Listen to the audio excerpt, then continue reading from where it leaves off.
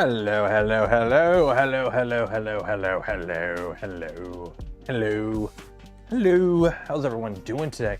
I have so much, look, we got room, It's somewhat clean for now, somewhat, sort of. How's everyone doing today? It is Saturday night. And yeah, we're not continuing with the kit. I don't even have the camera on for the other side of the room. I don't have a mobile camera. We'll have to sort that out when we get to it because it's downstairs. But we are here. It's Saturday night. We're going to continue something that has been paused for... It's been a bit, hasn't it? It's been a bit since we worked on the Trident. For those that don't know, I have a Trident right here. It's a Seaboard all-wheel drive Trident kit. We had a gremlin with it. We had a whole build series where we got it built, but then we had a gremlin in the tool head, and it's like, why isn't the printer printing right? Like, is it the extruder? Is it the motherboard or like the tool head board? We tried a bunch of different stuff, and then Luke from Luke's Lab's like, hey, how about I just send you a Takeoff tool head and a Chube, and you just replace it? And I'm like, great. So we started doing that. Where's the overlay? Overlay. Fresh cache. Where's the overlay? Stream elements down?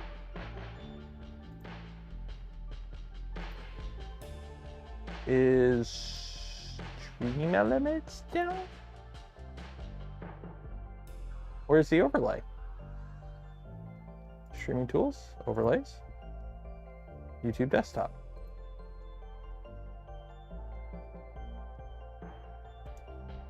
What's going on here? Is that it? Copy. What's overlay? What's going on here? Control V. Okay.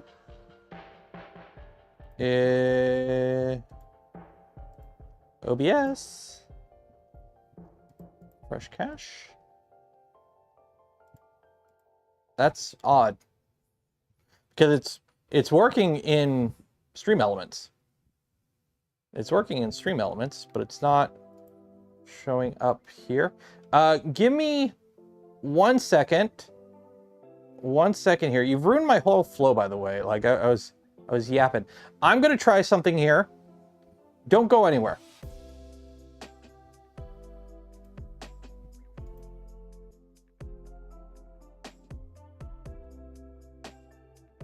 There we go. We're back, baby. We're back. There we go. Okay. Apparently, I just had to restart OBS. I think what happened was when I started OBS, I accidentally opened it twice, and I think it glitched because the overlay doesn't like working when there's like 2 stream sources.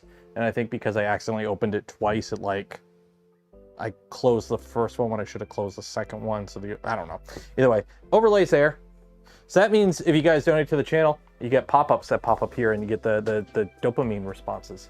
It's been at least 4 months. I ordered the PSU. Okay, yeah, it's been a while. So what ended up happening was we were working on it, and then something happened, and I can't remember what. And then it's like, and then we started building printers. We started building the Prusa Core 1. We started building the ProForge. We had the Venture XL. I went to China, and then I went to Rocky Mountain, and then I also went to Rapid. There was like, basically it got sidetracked.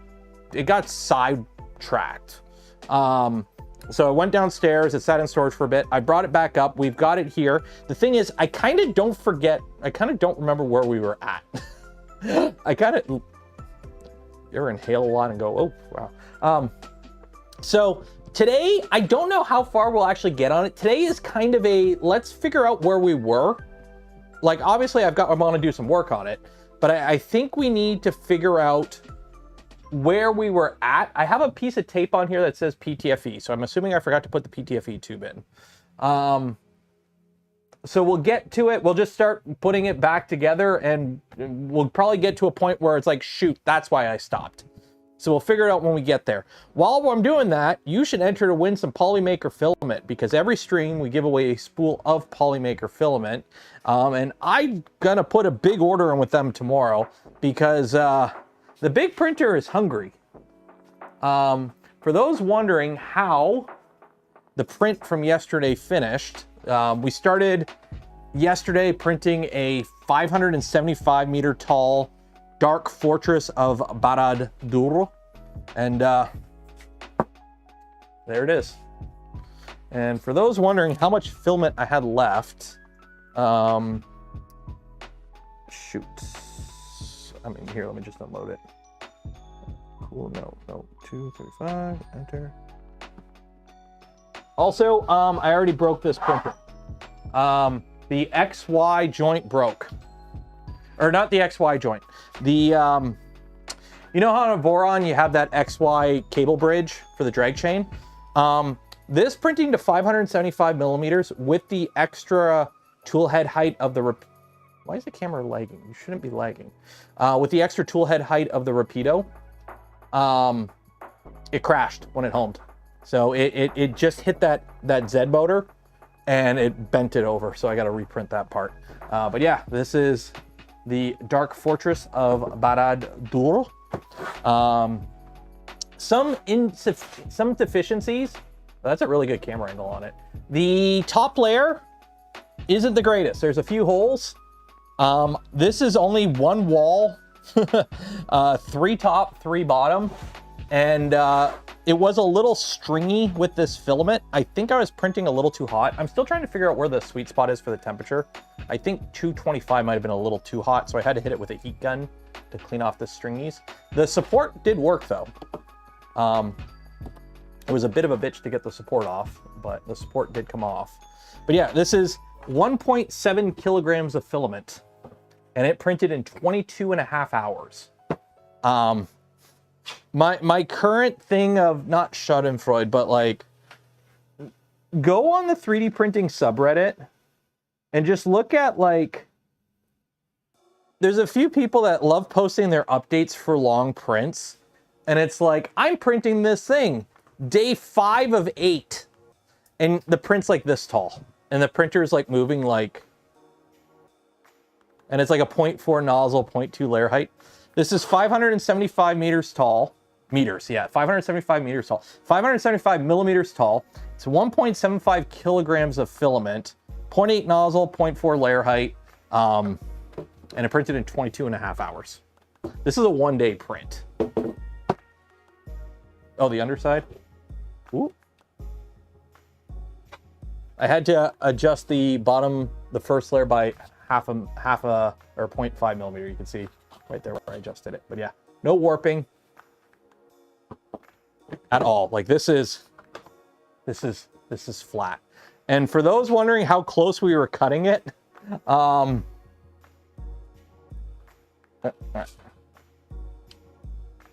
wow, that doesn't want to unload.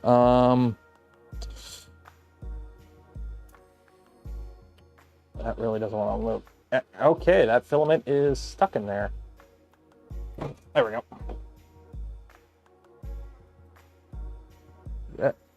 Yeah, that was not happy. Temperature, cool down. There we go. If you're wondering how much filament we had left, this is all I had left. Joe was peeking out. Joe was peeking out to say hi, to go buy more filament. This is all we had left. So, yeah. Cutting it a little close there. So here's the bigger question. What the hell do I do with this now? Like, I got to keep it for the video. But like, what am I going to do with this?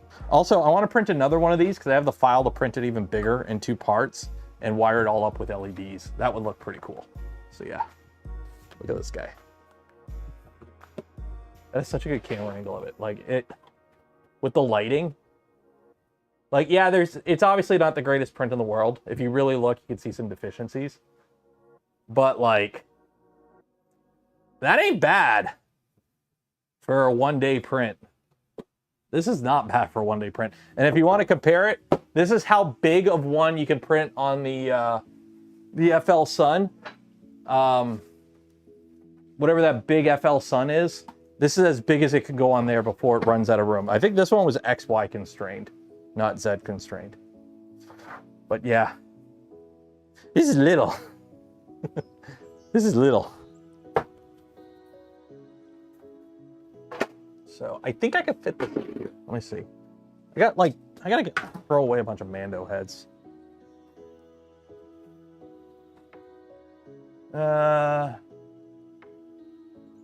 Well, this would be pretty cool because you would light up the eye and then you would run like down here, you would run like red LEDs. So you could make a pretty cool Christmas, Halloween print out of this. Will it fit up? No, it won't even fit on the top shelf. It's too tall to fit on the top shelf. It won't even fit on these shelves. It'll. Okay, back to over here for now, I guess. Let me just live on the printer. For now. Okay. So that is that. Let's get the seaboard on here. The tower, which was always scuffed. That is true. That is true. The tower was scuffed, so.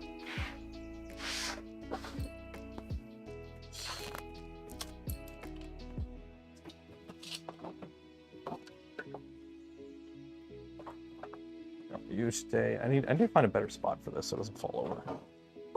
That'll work. Put an RT-PTZ camera. I could do that. The problem is, like, every time I put a moving camera in a video, people I get comments from people like, I make motion sick. So, I was almost late for stream today. You guys know me, I hate editing videos, but the thing is, like, once I start editing a video, I get, like, locked in. So I'm editing tomorrow's video, and I was like, look up, and it's like, oh, I got 5 minutes before I gotta go live. I should probably go get ready for stream. Okay. So let's get this printer over here. Where were we at? It's been a while since this guy's been on the shelf. Behold. The Seaboard. It's a little dusty. Is the camera like, I'm not dropping frames on my end, but are you guys noticing a random stutter on your end? Or is that just me? Is that just me being paranoid, or is that actually happening?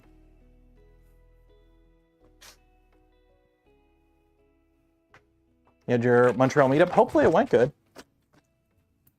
Yes, we have a 48 volt power supply in here.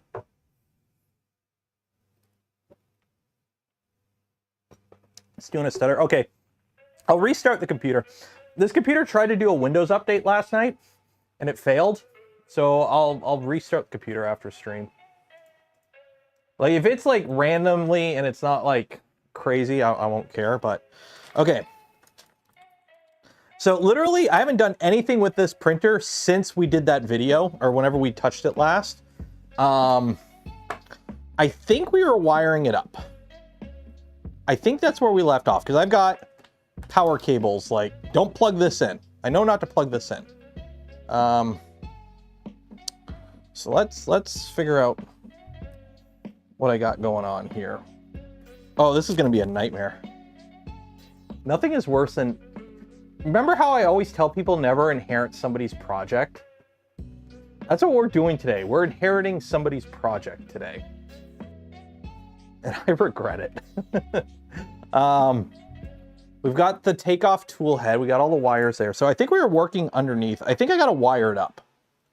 I think that's where we left off, is I've got to wire up our power supply here. Because now we have two power supplies, where before we had just the one. So let's see here. Oh, this is, okay, so this is 24 volts. So which is the mains going in? This is going in. Yeah, so that's going in. This is going out. And then we had, that's right, I can steal. I can steal. Remember how we have our XY motors? I remember we were like, they're 24 volts, but we wanted to bump them up to 48 volts, but they couldn't handle it. The Venture XL came with extra drivers. I don't know if we have enough though. I don't think we have enough. Dive into the bag, see what we got.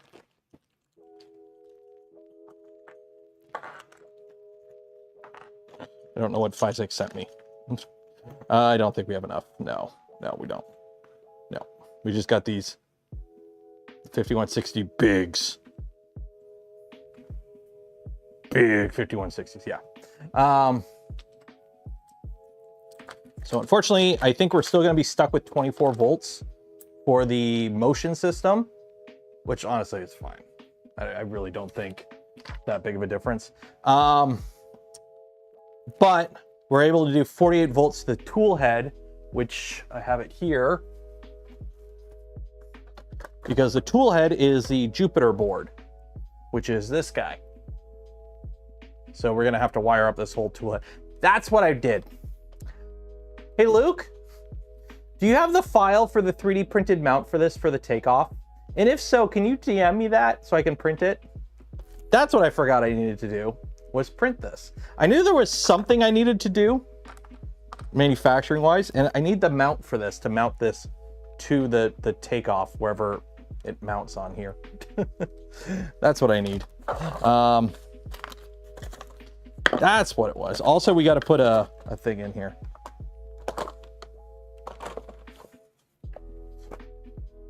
Okay, let me get a camera over here for you guys, so you guys can see what I'm doing. And we will get this build going.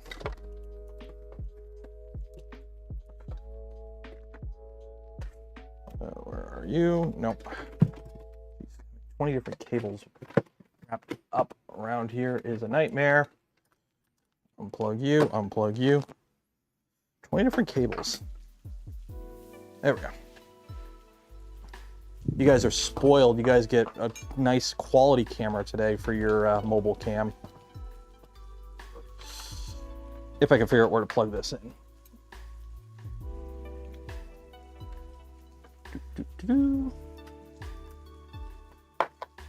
You go there, and I believe this is the HDMI cable I need. Is this the HDMI?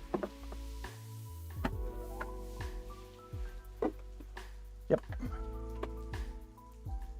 HDMI there. HDMI here. By the way, if anyone has a camera cage for a Sony a5100, could you let me know? Because Sony doesn't make the a5100 anymore. Obviously, it's a end-of-life camera. And nobody makes, I can't find the cages for them. Like small rig, all my other Sonys are in small rig cages. This one I can't, because they don't make it anymore. I cannot source a cage for this camera. Which is a bit annoying, unfortunately.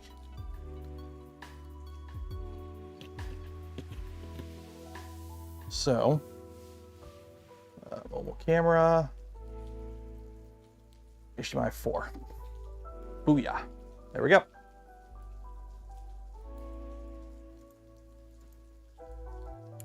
So that is our mobile camera. Ooh, look at that quality. Design and print one. Yeah, I know. We used to farm it out. Yeah, Luke from Luke's Lab, they got a Swiss lathe now, so he's all into that. Okay, so we need to wire up these two thingamabobbers here. So this shouldn't be too hard, I believe, because these are all, so power comes in there, goes to there. Those are already that. So I got to do, so these got to go here and this got to go here. Okay, so this should be pretty easy. So you go in here. Or actually, can I push that in more? No, I gotta strip. Oh, I cannot fit these in here with the ferrules on them. Okay, so I gotta strip that. Stripping time. See, this is what you get for coming to class early. Get to watch me strip. Have the misclick. Oh yeah. The joys of CNCs, Luke.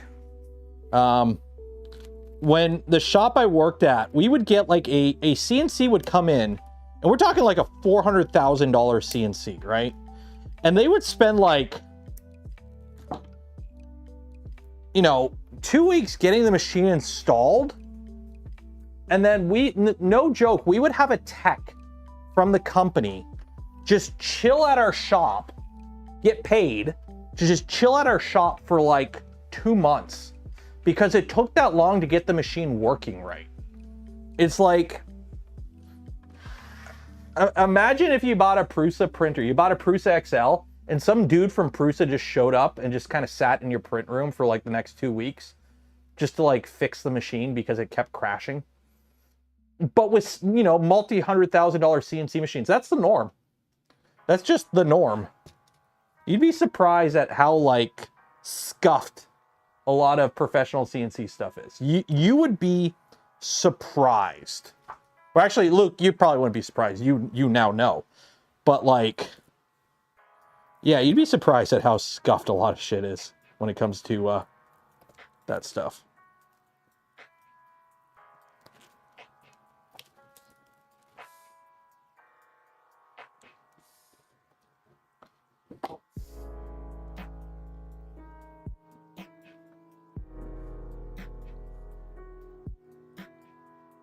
XL still crashes. Well, don't remove the USB stick. I don't think I've ever removed the USB sticks out of my Prusas. They just kind of live in there until they die.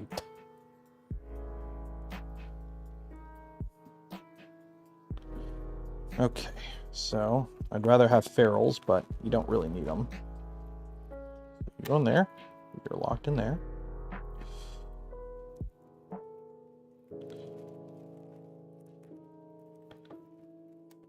Go in there. So I'm just hoping these are all color coded correctly. I'm hoping. I think they are. Nope.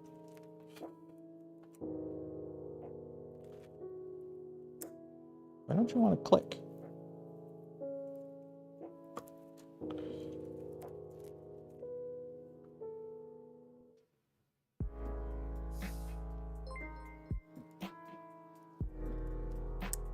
There we go. Okay. So I'm hoping all these colors are correct. I'm really hoping, because I got N is neutral. Yeah. G is ground. Yep. And then orange is live, which is brown. Okay. And now these ones I got to put some ferrules on. So we're going to take these out and put some ferrules on them. Do it over here. Because I bought ferrules. I actually have ferrules. Or I didn't buy them, I had them. Well, I did buy them at some point, but not super recently.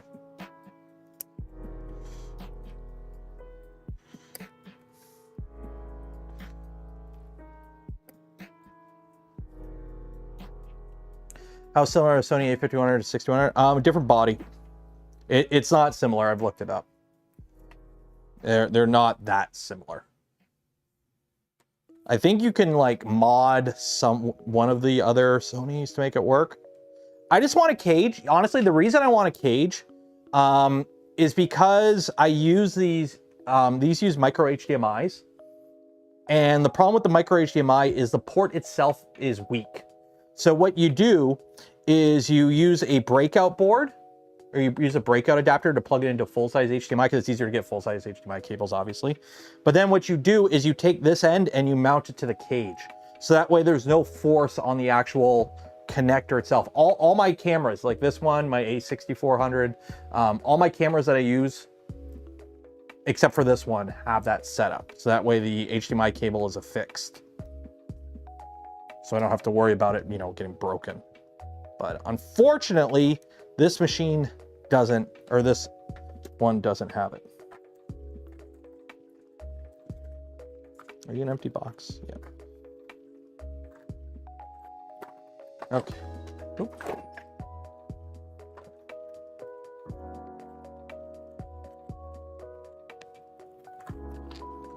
is absolutely welcome once we are in production mode. Hey, I would love to come out and do a little tour and video. You are in Wisconsin, so would have to probably hop, skip, and a jump flight, unfortunately. But I would love to come out and do a video, maybe a stream or something. We'll figure it out. We'll figure something out. I still got to figure out. I still got to go visit the fine folks over at Gloop as well. I got to figure out how to get over to Prague to go visit Prusa. There's a bunch of places I got to go visit.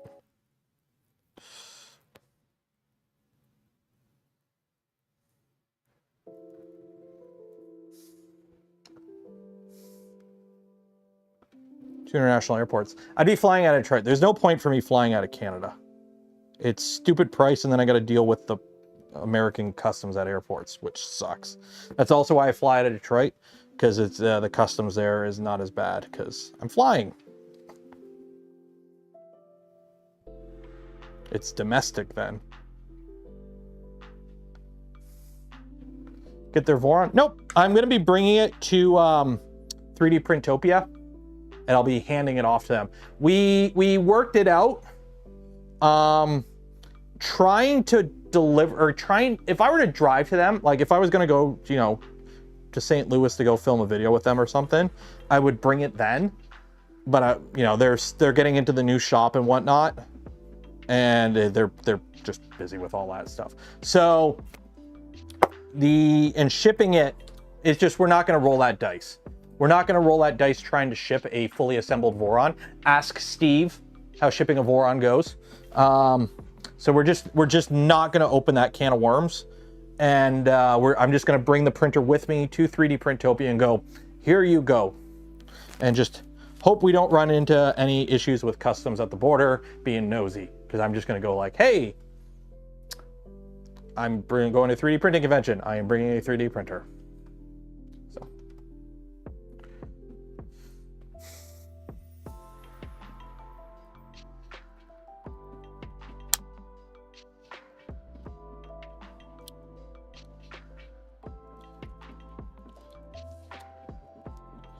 Because it's not being sold, but my worry is customs being customs and getting a billion, especially now. It's freaking no fun zone.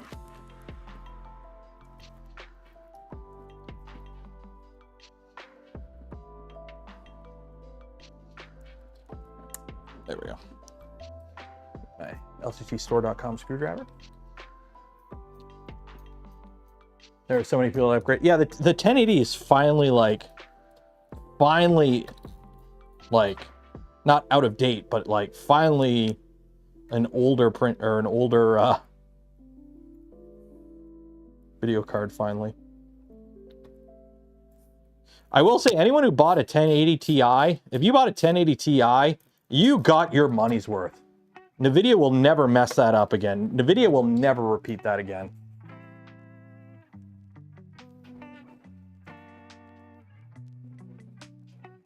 $5 kilogram spools with a nice selection of colors and not bad prices. That is cool,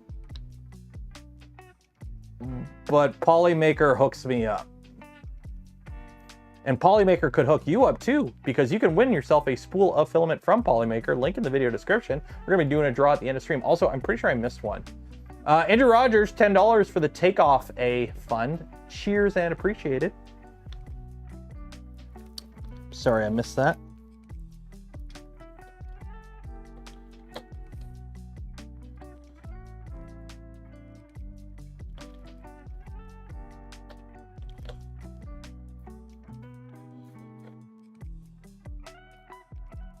Go. NHI was probably one of the best GPUs in it. Honestly, it's like, it was up there with like the 8800 GT. I had an 8800 GT. Remember when you could buy like, I wish I had the receipt. I used to have the receipt because I kept it in the box and then I lost the box, so I lost the receipt. I had an 8800 GT, a flagship. Well, actually there was the 8800 Ultra, but like, think about it. I bought an 8800 GT, which was like near top tier video card when it came out. I paid 300 Canadian for it. New. I went to Future Shop and bought it. Where's my fellow Canadians at? Yeah, future shop.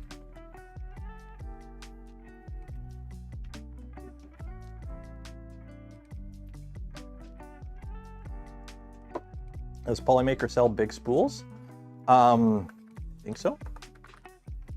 I mean, I've got to buy some big spools from Polymaker, so filaments. Oh wait, no, this is I don't want their worlds. I don't want their like American Polymaker. You know what I'll do is I'll just click the link in the video description. That's an affiliate link for Polymaker. That way, if I there we go. Because I need to get some big chonky spools for the big guy. Please tell me they all filament. Product type, net weight. Do they have, okay, what do they have for 5 kilograms?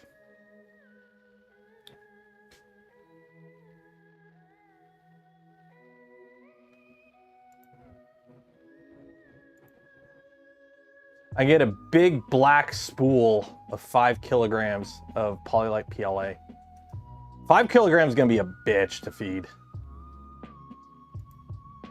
5 kilograms is a bitch to feed to a printer. When we go visit Polar Filament, they are located in Detroit. I haven't actually talked to them in a while. I probably could go visit them. I'm sure we could work something out to go visit them. They are in Detroit. The problem is it's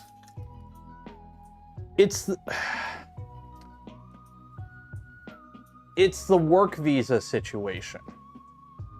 Because I'm technically not going there for work, but I'm recording stuff for my channel. But it's not work. Like, I'm not paying anyone and I'm not being paid. It's like I'm not being paid to be like it's international. That's the problem that I don't like, is it's international. I gotta figure out. I have 2 wires. I got 4 wires. These are for a fan, but I gotta get rid of these. I don't know where these go. Where do these come from? Where did you come from? Where did you go? Where'd you come from? Cotton Eye Joe. So, like, I know, like, from my understanding, and I've spoken to people about it before, I don't need a visa, a work visa, because I'm not working. Like, a good example, I go to Rocky Mountain as a guest, as a visitor, and I film videos for my channel. That's fine. If I were to go to Rocky Mountain and be the announcer for the show, and Rocky Mountain were to pay me to go, that would not be allowed. So, like, it's not business, but it's. Oh, okay. Where do you come from? Oh, okay. You go that way. Shoot. Trying to find where these wires come from. Oh, okay. Here's this one.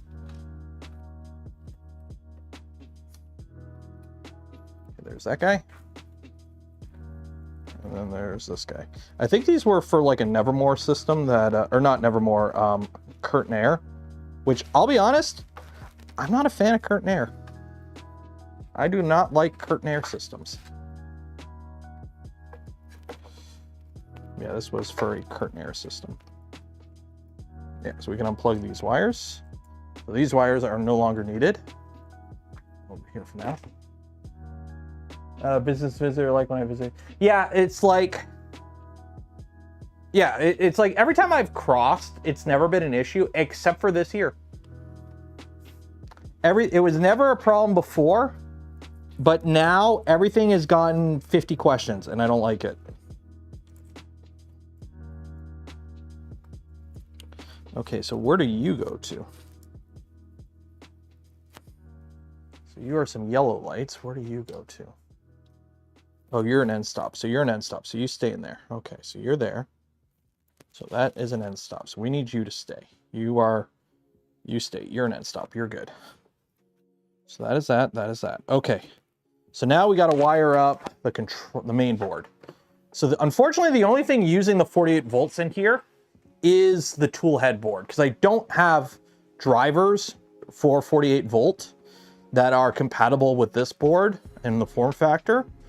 So we're gonna stick with 24 volt drivers, but in the future, if I do wanna go up to 48 volt drivers, I can. I just gotta swap the actual physical drivers. So for now, we're okay.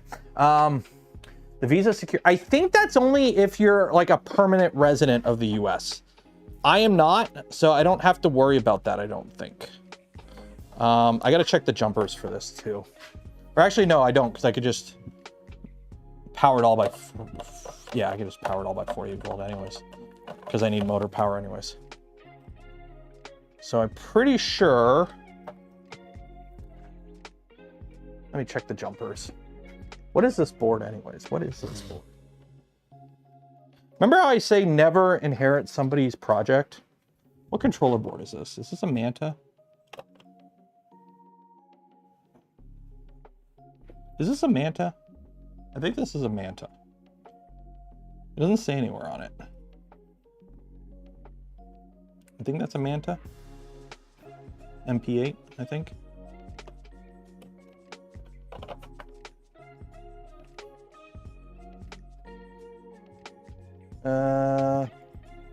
Seabore, Trident, all-wheel drive. It's a Manta. That's what I figured.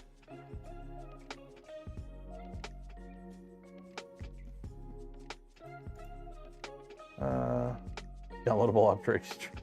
Yeah, I downloaded some 48 volt drivers.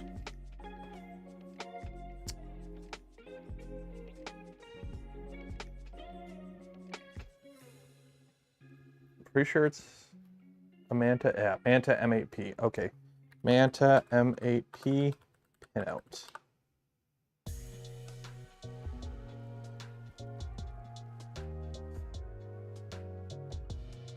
Because I believe there is some jumpers here that I need to play with. Okay, so we got these jumpers here, high volt, and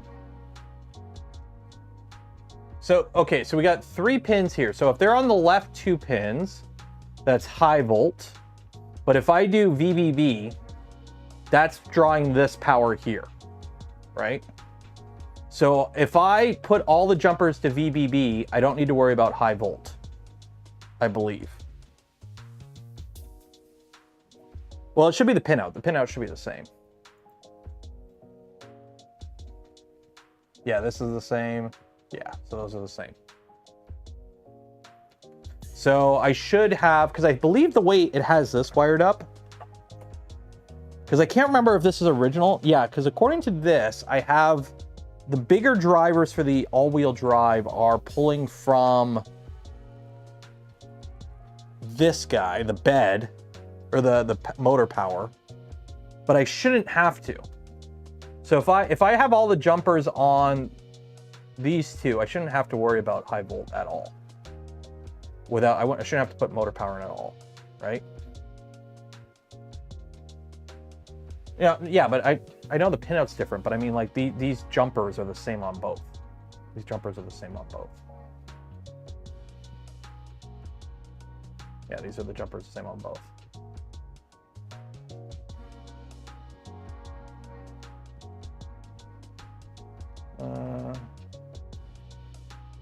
Voltage election for fans, yeah. So I'm pretty sure I don't need to have power coming in here for motor power if I'm doing VBB for everything, I think. Or should I?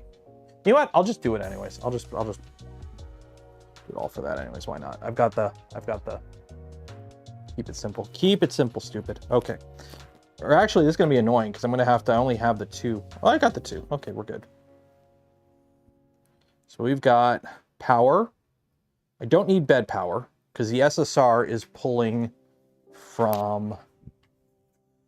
What's the SSR pulling from on here? You go to this. So the solid state relay is pulling power from that. So we don't need bed power at all. So I just need power in here and here. Okay, cool. So I just need to feed Which one's the 48 volt? This is the 48 volt. This is the 24 volt, right? Yeah. So I need 24 volt going in here.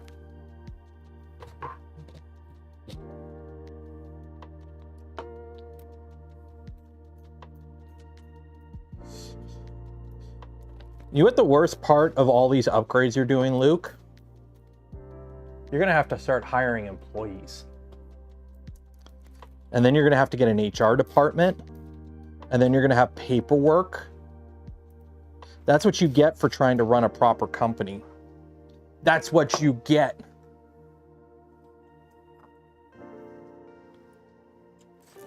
Which one's positive? Positive.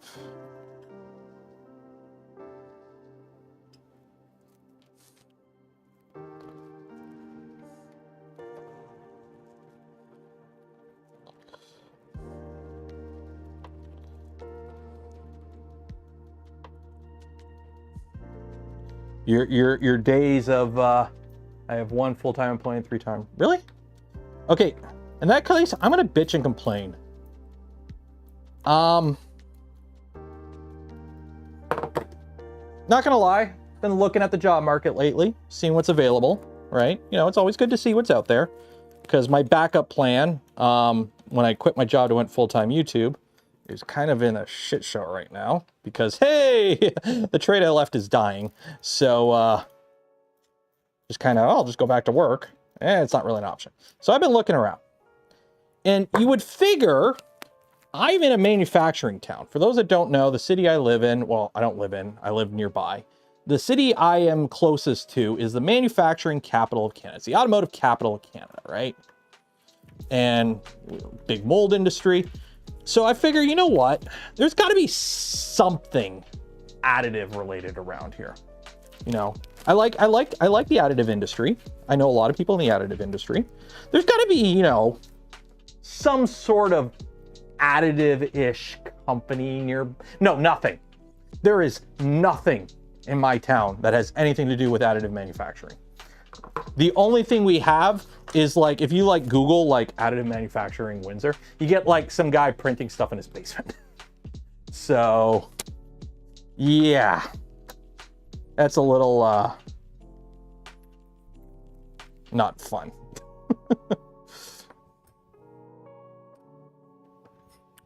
So I wish there were more options, but yeah, that's not really a thing here.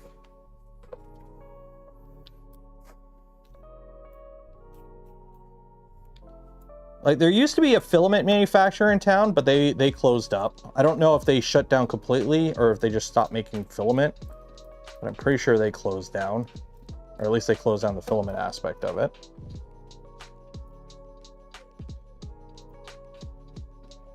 See Chep's latest video, he told a cool story about how he spent his retirement. Yeah, it's like mailbox.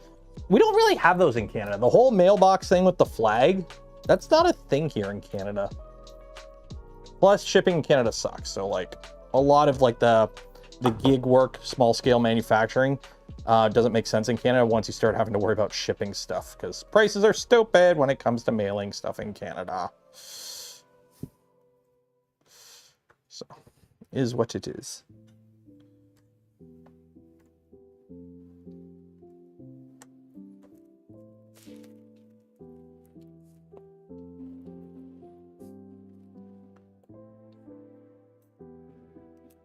I can take jobs from defense. I mean, I do the odd small scale manufacturing for some friends. And I might throw like a Facebook marketplace up saying, hey, I can do large format printing now that I got the whatchamacallit online once I get it enclosed and printing nylon and whatnot. Also, you know what's funny? The stupid stock hot end. You know how many people I've spoken to about the Venture XL? That they're like, oh man, you got like no flow in that stock hot end. I was getting like, you know, decent flow out of it. Like 50, 60 millimeters. And I'm like, what'd you do? They're like, oh, I swapped out the heater and all this stuff. I'm like, well, if you changed it, I changed mine too. I turned it into a Rapido.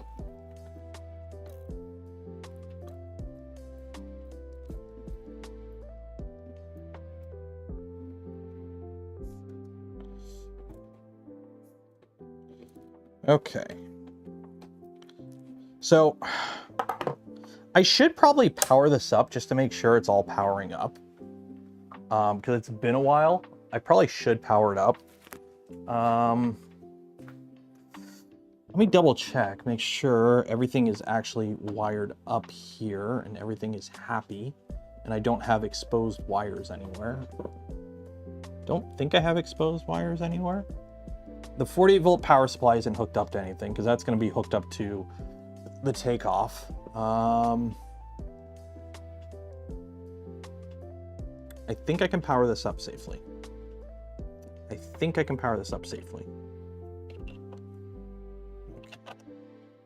Let's power it up.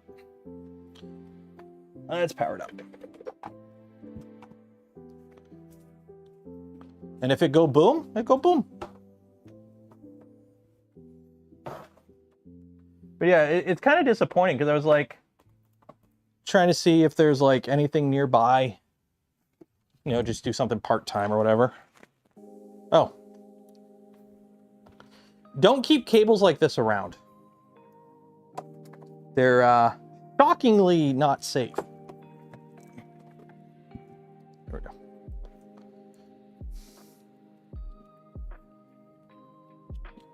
Did you ever connect the DC minus on the two PSUs like you did on the VZBot? Should I do that? Should I connect both? Well, I mean, they are. Because they go to a hub here. So this is the low voltage side. So this is the 24 and the 48 volt side. On this side, they have the breakout board. So the main power, like the 120 comes in from the wall and it gets split out here. So yeah, they all are connected. They all share common,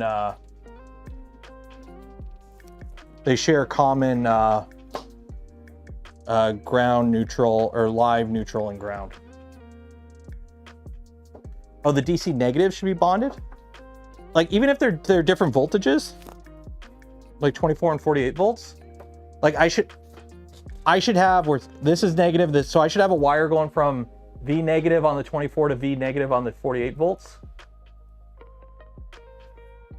Okay, I'll run a negative across that. I will make up a new wire there. 2 tool head. Cool. I'm gonna steal this wire. Actually, where'd that other wire go? I had a blue wire I was gonna use. Did I throw it out? Where'd that blue wire go?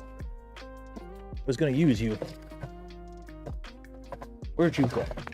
Where did you come from? Where'd you go? Where'd you come from? Cotton Eye Joe. I don't know why I'm saying Cotton Eye Joe. Okay, but it's 40. Okay, well, I'll tie the negatives together then. You guys want me to tie the negatives together? I'll tie the negatives together. I will do the thing that the people on the internet are telling me to do. Just like I'm telling you to like and subscribe right now. Ring the bell, smash the like button. Donate gifted memberships. Why can I never open these up? Freaking crappy tire in your Motor Master. There we go.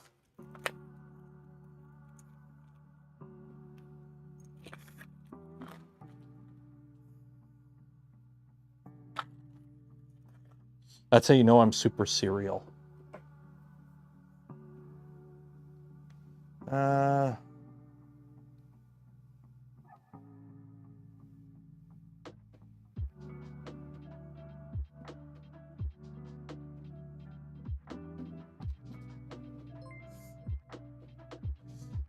Gift memberships, you say, okay, say so. Okay. Gifted memberships are the best way to support the channel because it allows people to become a channel member as well as you support the channel. And I really wish YouTube would let me set that as the goal instead of setting the goal as like super chats. I honestly don't care about super chats because here's my thing. I don't get a lot of super chats because I don't bait you. You know how many YouTubers just refuse to answer questions unless it's a super chat? You'd be surprised. It's more common on Twitch, but you'd be surprised how many content creators like won't answer questions unless it's in like the form of a super chat. We don't do that around here. We don't play that game here. We don't play that game here. Ain't nobody got time for that.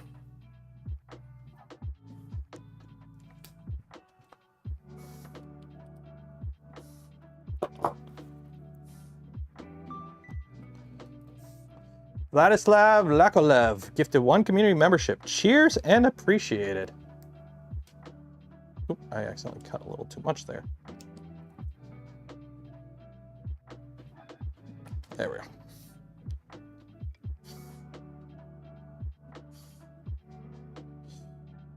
Chat goes too fast for you to read. You're the one who's chatting the most right now, Luke. It's all blue. You're aiming for top fan today, aren't you? With the I don't even know how that works. I don't know how the top fan thing works. Chris gifted 5 community memberships. Cheers and appreciated. I want to build a 450 millimeter Voron for my 4th printer and toss my CR10 Max out. Just basically build a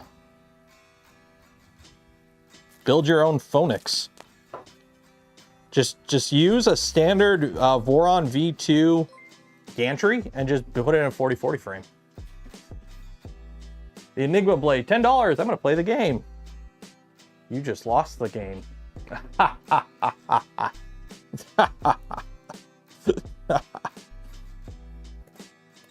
Remember the game, kiddies. Pulo, $10 wrecked. Okay, let's double. I know you're not supposed to double stack these, but I'm going to double stack them because that's how we roll around here.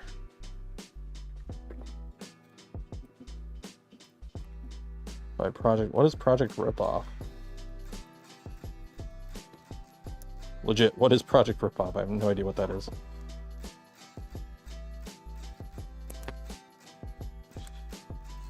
By the way, if you're wondering what video's on the channel tomorrow, I'm editing it right now. It's a Yap video.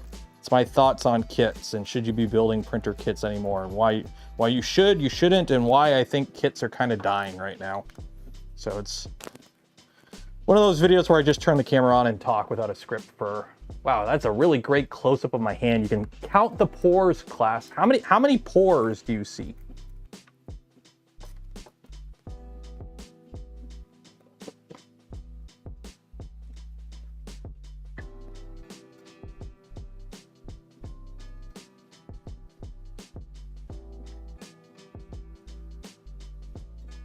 There we go. So the negatives are joined.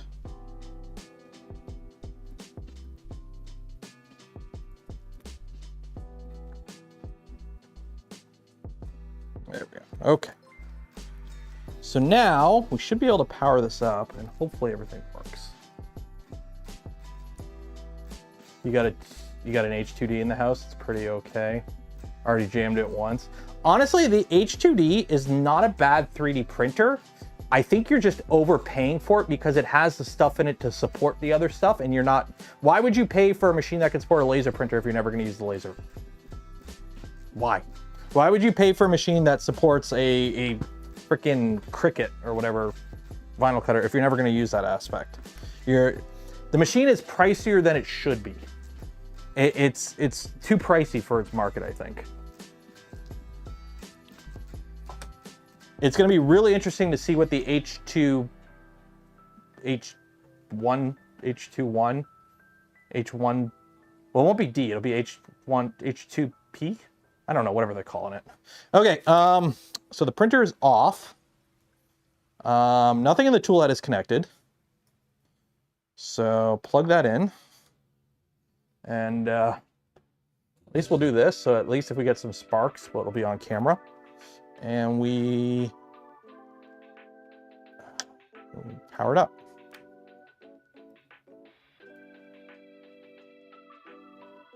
I'm not seeing any light. Oh, nope, we got lights on the 2 power supplies. The screen is turning on, but it's probably gonna not be too happy because Clipper is not gonna boot because it's not, there is no tool head, but we are booting. Okay, good. We're good, we're booting. Sweet. It's alive. Sweet. It's alive. Cool. Okay, I didn't kill it. That's good. So now we got to figure out what I did with this tool head. We got to figure out what I did with this. Oh. Okay. Let's put you back here. 1 second. Are you okay? Can you focus? Can you focus on me? Focus on me. Come on, focus. Focus. Are you good, camera? Are you good?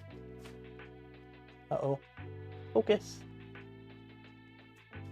Focus on me. Uh-oh. Uh-oh. Uh-oh. Uh-oh.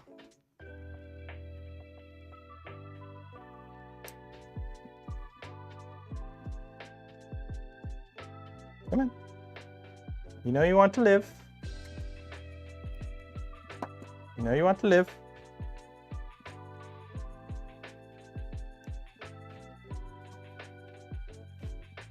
Oh, oh, oh. Okay, okay, we're good. We're good. We're good. Good? Yeah, autofocus is working. Okay, we're good. We're good. I'm gonna fix this quick. 1 second.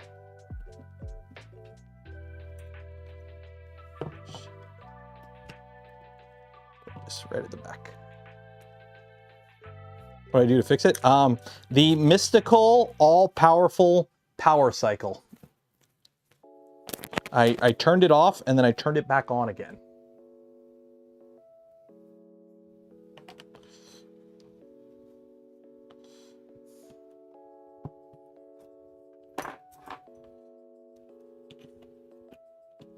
By the way, get these, I have like a bunch of these Ulanzi quick connects. So that's how I put all my cameras on stuff so I can easily move them around. So you don't have to screw it in and screw it out every time. Okay, so it powers up, we're good there. Now, I gotta get the cobwebs out of it. I gotta put some screws in there. 20s? 60%, that works every time. Nope. Too short. There we go.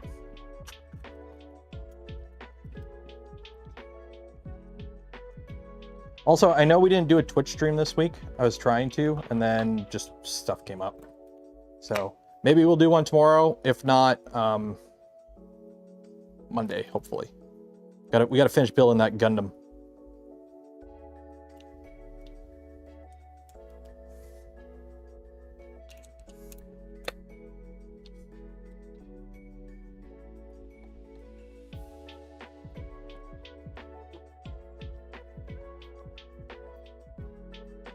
Okay, so the next thing we have to do is, it has to do with this guy.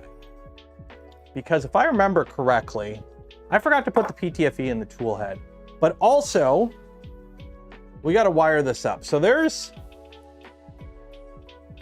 I got to get that tool head off.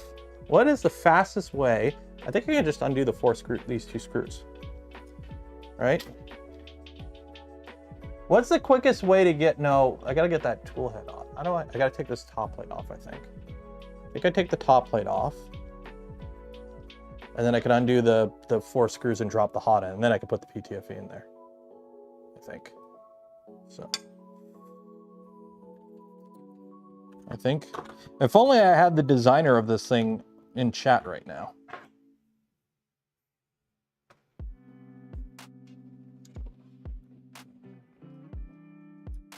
That's not the right screwdriver.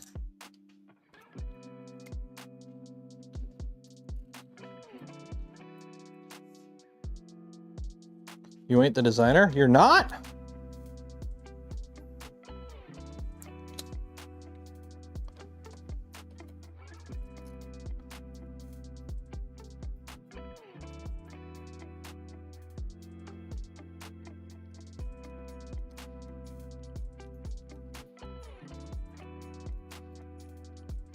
Okay, so those two screws are out.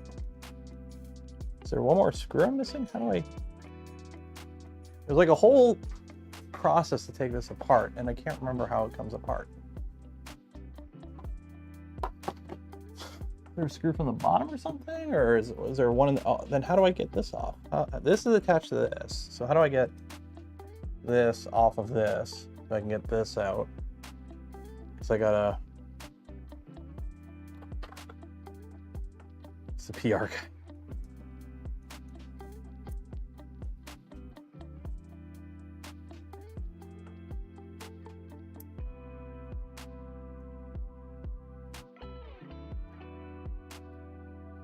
So I don't want to take this off, obviously. It's mostly assembled. I got all the...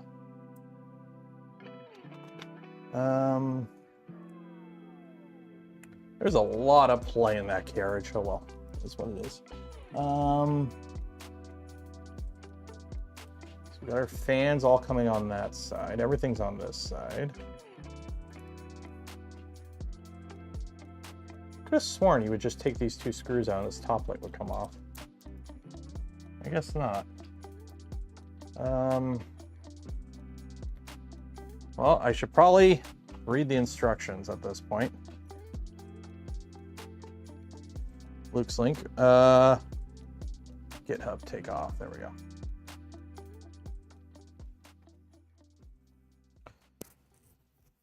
Oh my God. So I gotta get this top plate off. So where is the rest of the screws for this top plate?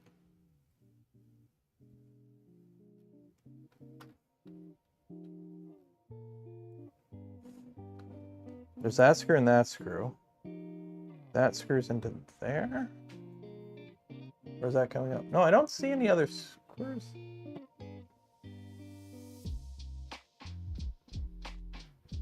I'm trying to remember how they put this together. Because you got this bottom plate here, which I shouldn't have to worry about. This bottom plate's pretty good. I got the fans mounted already. I gotta drop the tube.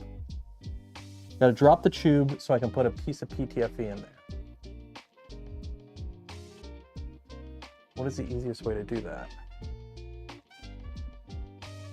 Because I took this screw out and this screw out. So what other screws hold this top plate on?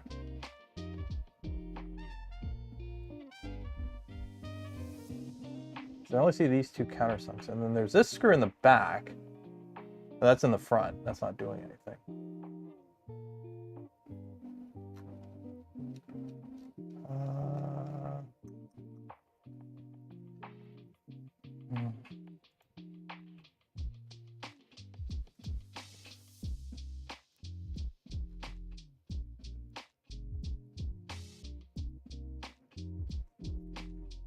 Why does it feel like I'm missing something?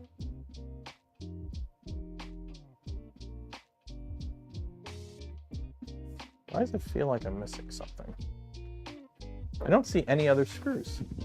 Unless there's something under here, but what, do you take this front plate off and there's a screw underneath or something?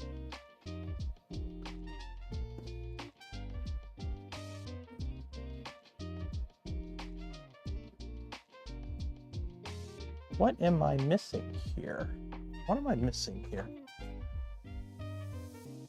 Screw underneath. So how do I get the... Do I take the front plate off this? I think I take the front plate off this.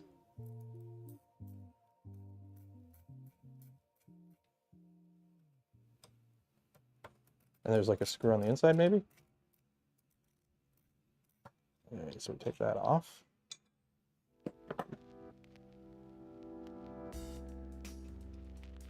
Nope, don't do that.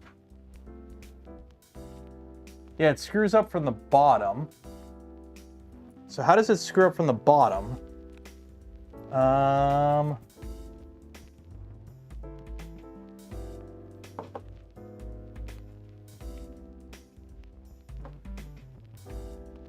What the heck am I looking at here?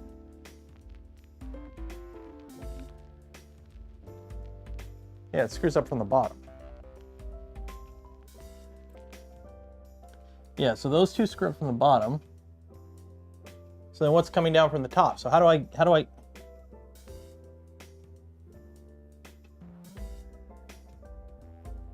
What am I missing here?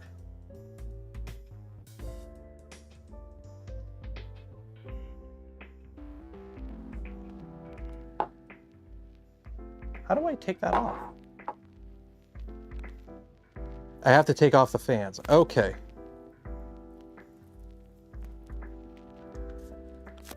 That would make sense.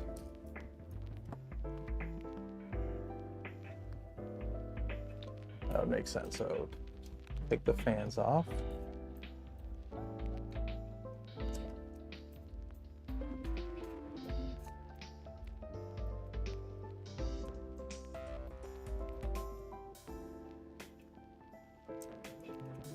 Okay, how do I take? Okay, so I need an Allen key. I need an Allen key.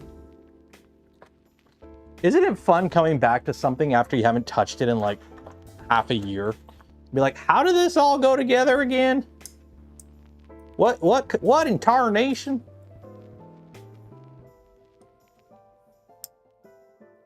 Sweet googly moogly, how did this all faffing about go?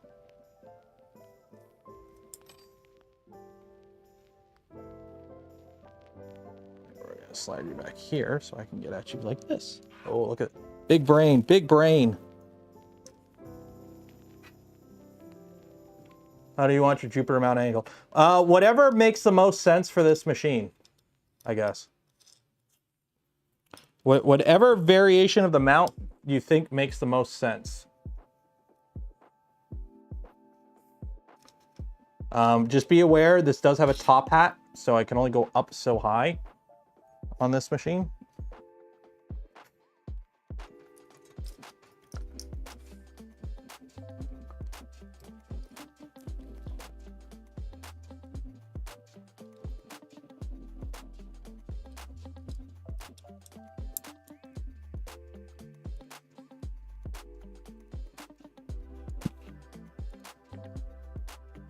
Oh, I gotta go to the front now.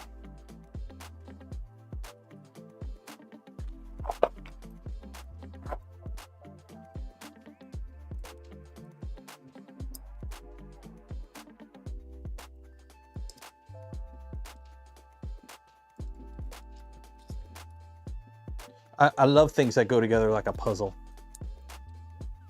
Speaking of puzzles, has anyone here played a game called, what's it called? Signalis? It came across my recommendeds today on Steam.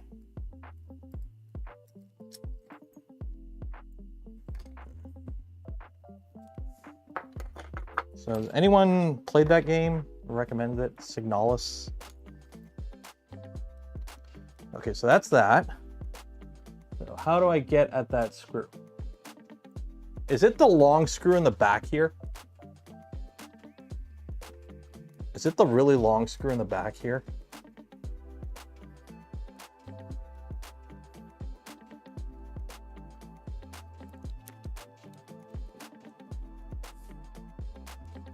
Yep, it is.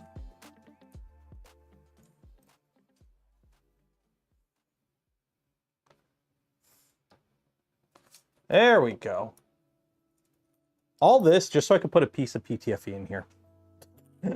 All this just so I could put a piece of PTFE in here. Oh, look, a little piece of PTFE. Perfect.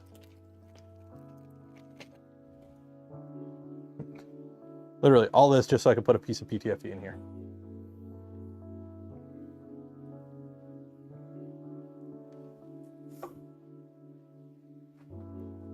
And Slay the Spire, Monster Train, and DK Bonanza. Heard Signalis gets really spooky.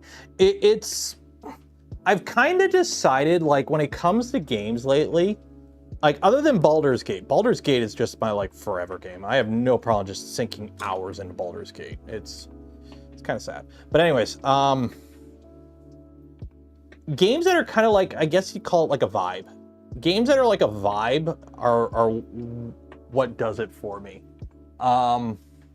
We did a playthrough of Detroit Become Human on Twitch.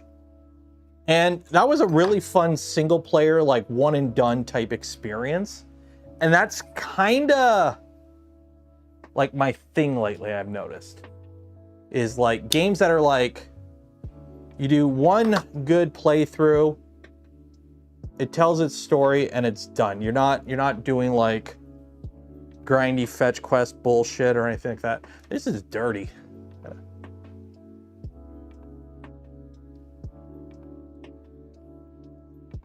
Is that going down all the way? Yeah, that's going down. There we go. Okay. And then it sticks out a bit, so we'll just kind of walk it in right about there.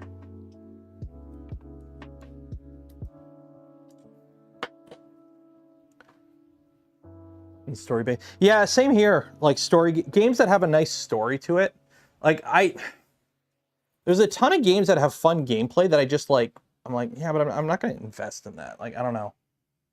Baldur's Gate has ruined so many games for me. Not gonna lie.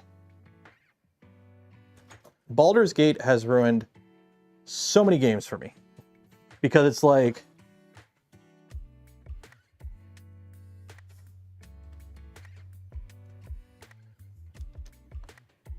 Okay, that'll work. Perfect.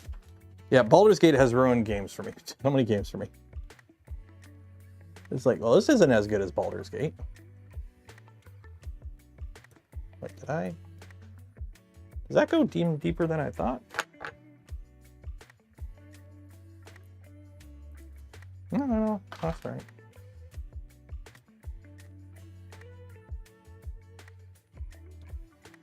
Okay, that goes there. Bejeweled. Oh, Bejeweled. Ah, that's a bad camera angle. I'm just putting screws back in. Bejeweled.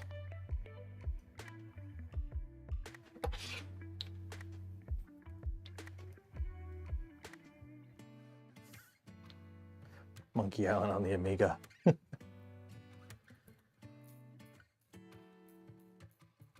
was on Twitter today, and I think Tomorrowland is the big rave festival or DJ festival or whatever it's called. That's going on right now. And one of the artists just starts playing Sea Shanty 2 from old school RuneScape in his set. Just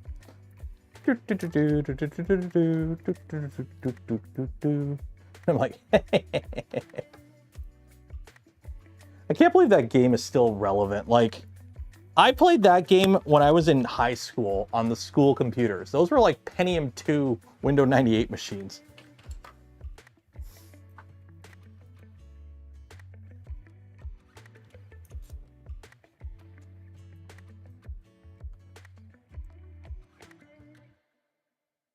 Okay, so now we have the PTFE installed, so now I can remove that. Now, I think I ran the fans out the wrong side. Or maybe, yeah, all the wiring comes out the one side. So all the wiring comes out the one side, I think. So you want all the wiring to go to the one side. I wish there were more pictures. I really wish there were more pictures. Takeoff. Tool head.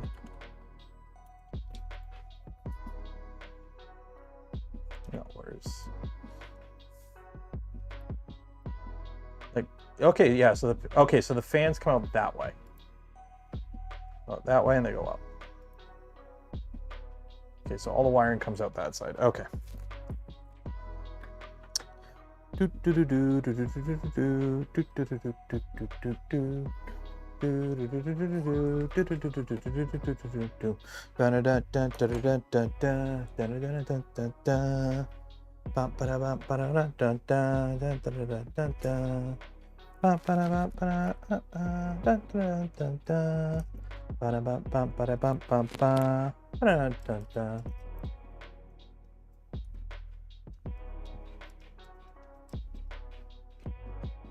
The kiss cam. Oh, dude, the kiss cam.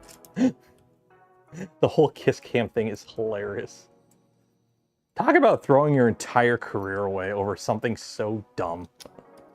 Like, in today's day and age, with how connected and online and like, especially with AI and the fact that like, you could just take like, have an AI, hey, this event last night, go through every picture that was posted on every social media that is tagged with this event and look for this face.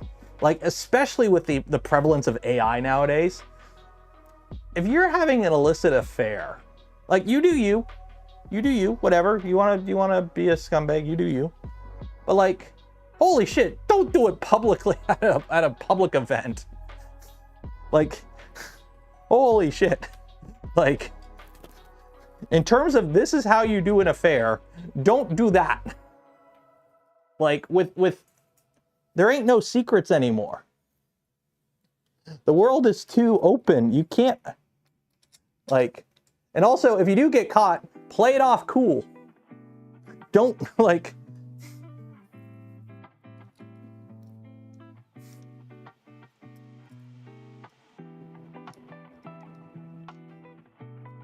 and AI will turn off 20. Yeah, but here's the thing. Right now, they're not the most accurate. But look at Will Smith eating spaghetti 2 years ago versus Will Smith eating spaghetti now. It's gonna get there very quickly. You might as well prepare for it to be there soon because it's gonna be there soon. So.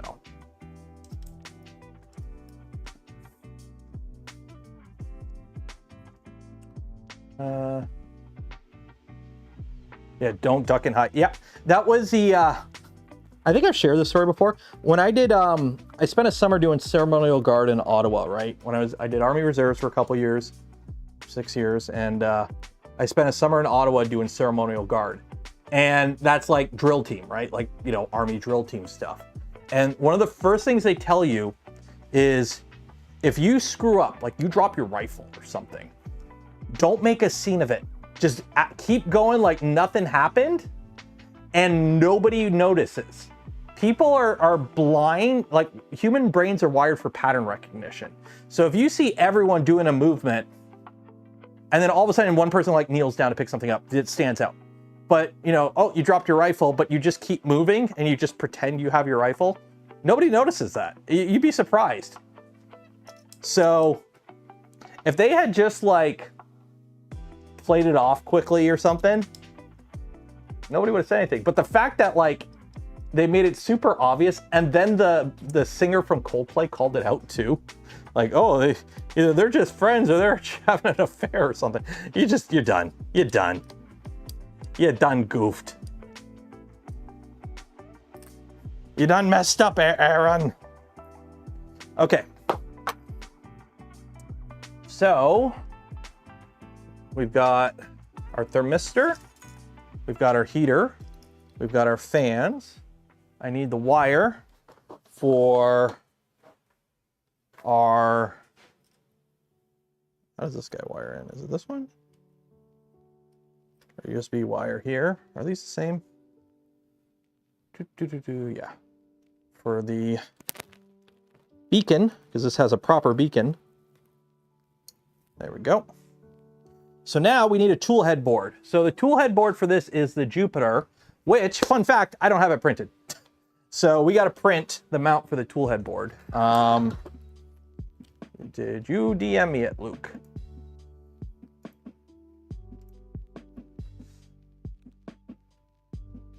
Let me take a looky-loo. Not yet.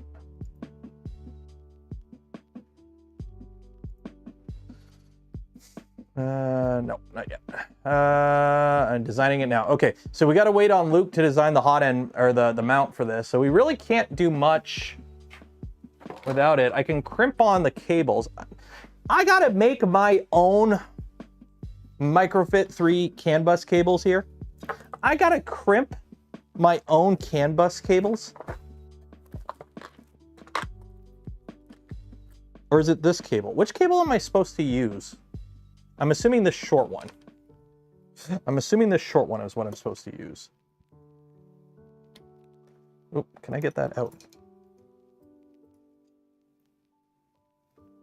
Uh-oh. Uh-oh. Uh-oh. Uh-oh. How am I supposed to get that out?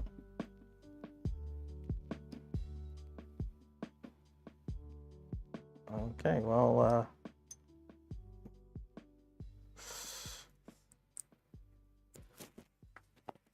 Don't lose the connector. I need that connector.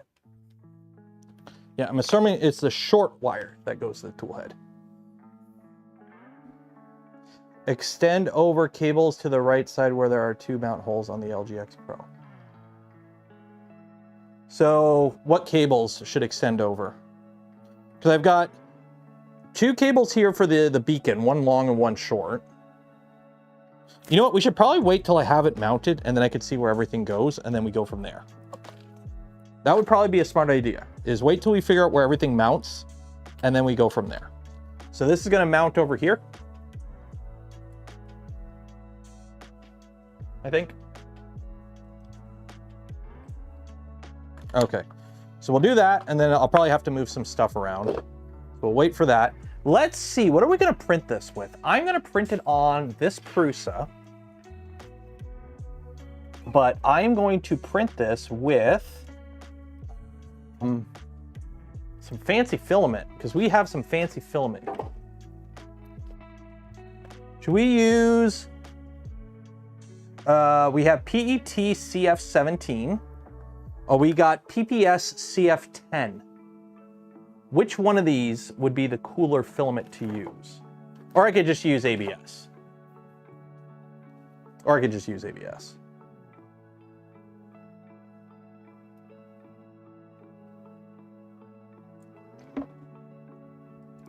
We could do the PPS. How's the PPS is the pretty cool. Is that the rigid? Oh, that might be too rigid.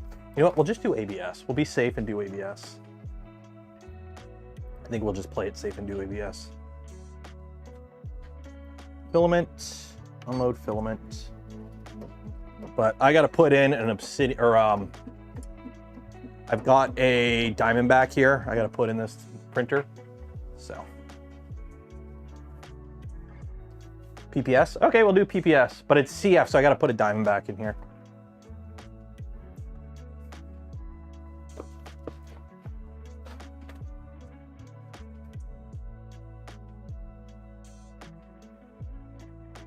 Can the Prusa get hot enough for PPS? I mean, it's just a mount for a PCB, so I'm assuming it's going to be pretty close to the bed. So the core one should be able to do PPS. I mean, we could always just print it on the Pantheon. I mean, we could just do the Pantheon. If the Prusa can't do it, you know what? We'll just do the Pantheon. Why not? Extruder, unload, below minimum temp. Okay, temperature. I don't know what you loaded with, but let's do glass-filled nylon, sure. We'll just use the Pantheon then. How's that? Filament, unload. Yes. Okay, let's get this stuff off the printer so I don't knock it over. Gotta remember to move all this stuff every time I print with this machine.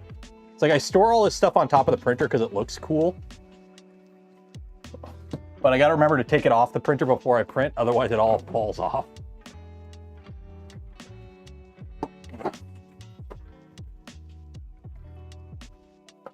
So we'll do PPS. And let me find a dry box for this to live in. Let me go grab one. I think I got one downstairs. Dry box.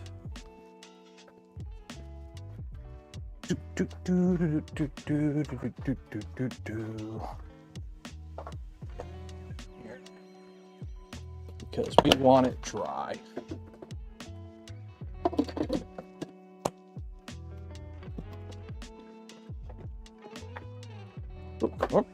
Cutting on stuff, catching on everything.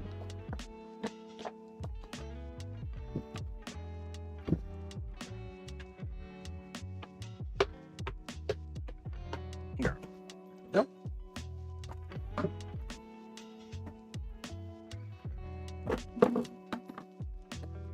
There we go. Slicer.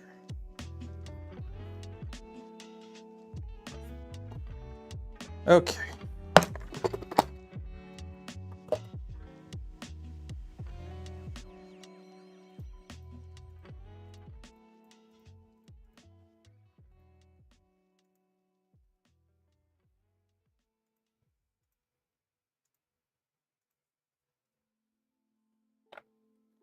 PPS. Printing temp, 310 to 350. Okay.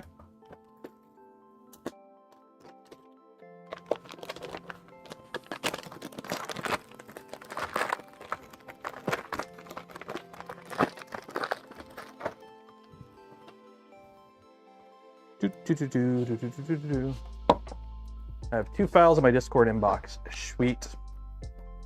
Oh, this is stiff. Can I just snap it? Yep, I just snap it. Oh, this is gonna be a night. This is gonna be fun.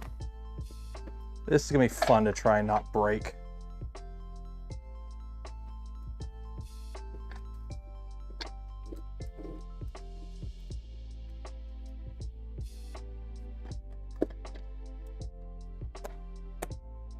Okay. With me, rubber ducky. You go there, you go there, you go there, you go there, you can go there. Unload filament. I have a Nate baby over here. Okay.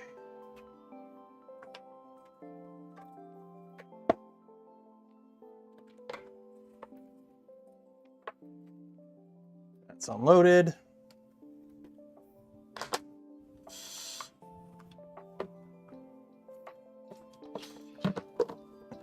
Plug you in here.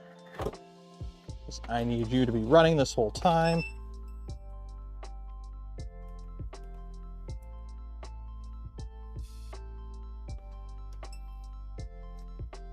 Okay.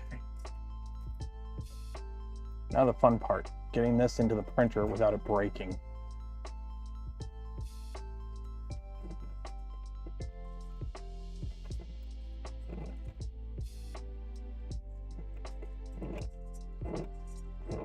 Oh, there we go.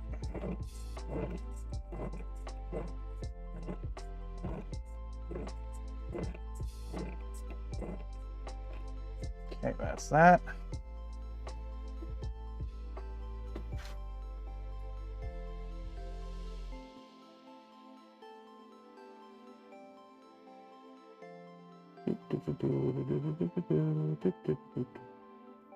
Okay.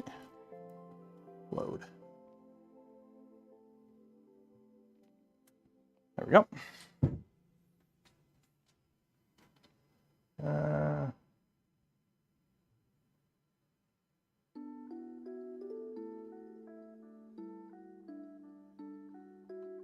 Get that back up.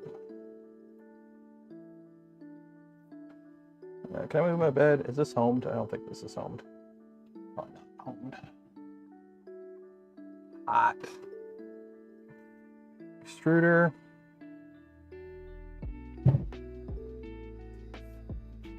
Building is outdated. Yeah. Okay, let's see. What do we got here? Designing it now. Wires. Extend the wires over the right side. Okay, so we got 2 mounts.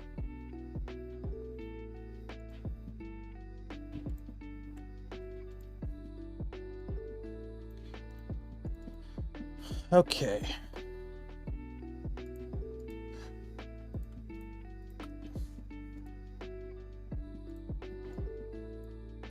Why do I have, what's the difference between the two? Oh, is this one supposed to take a heat sets? I'm assuming. I'm assuming heat sets.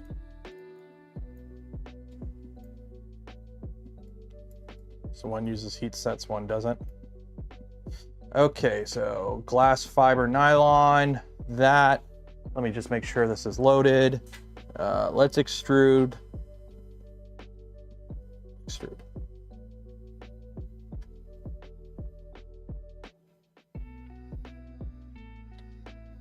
That is not extruding.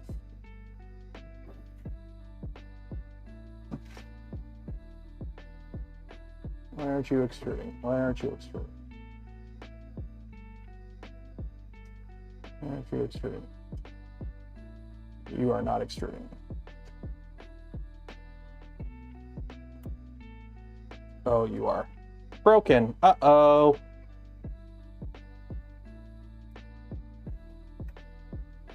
There is too much friction in this system. Okay, that ain't good. Okay, uh-oh. We might have broken it. Uh-oh.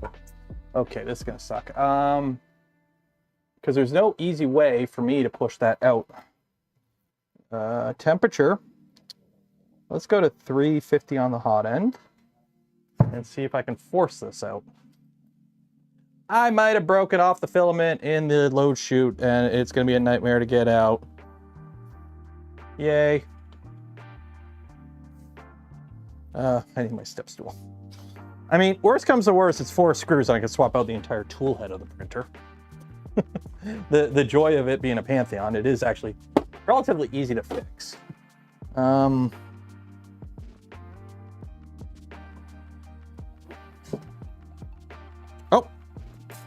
that's actually going. It's going. Okay. I just heated up to 350 and now it's extruding. So maybe it just needs to be really hot. How hot are you supposed to print this stuff at? What do they recommend you print this at? What is the actual like recommended print speed for this stuff?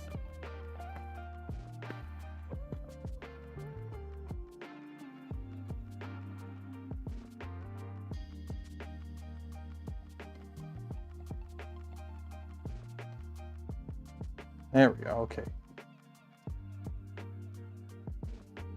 Cool down.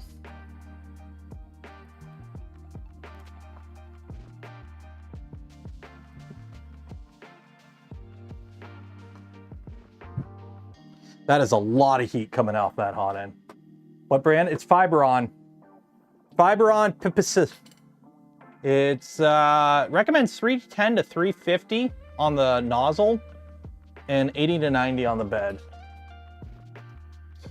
So we'll use the base settings here for nylon.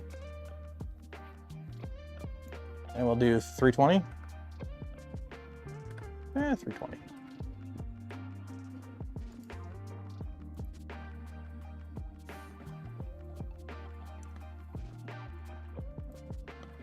That should be pretty good. Export G code. Save. Do I should have the positron on here?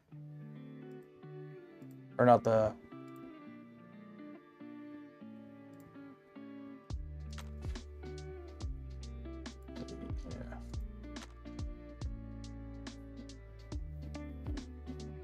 Yeah, the positron. Sorry, the Pantheon. Okay, upload and print. Jupiter mount.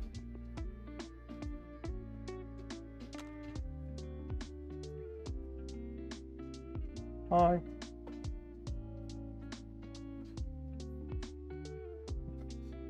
I don't think the positron would do too good with filament. I don't think would be the most beneficial for it. So while that's doing that, what do you guys want to print big on the other printer? Somebody find me something that's like big. I got Galaxy Black is boring. I gotta have something other than black. Let me see if I can find what I have for PLA and big spools downstairs. I gotta have some PLA and big spools. Let me see, what do I got in here? What's in here? What's in here? I got red. There we go. I got, oh no, that's ABS. That's MG94 ABS too. I gotta save that. That's ABS. What's in here? What's in here? What are you? What are you? What are you? How much you? Why is the bag not labeled? How much you want to bet this is an ABS? I'm going to open this up, expose it to air, and it's going to be ABS. Oh shit, it's Polymid PA6 glass filled.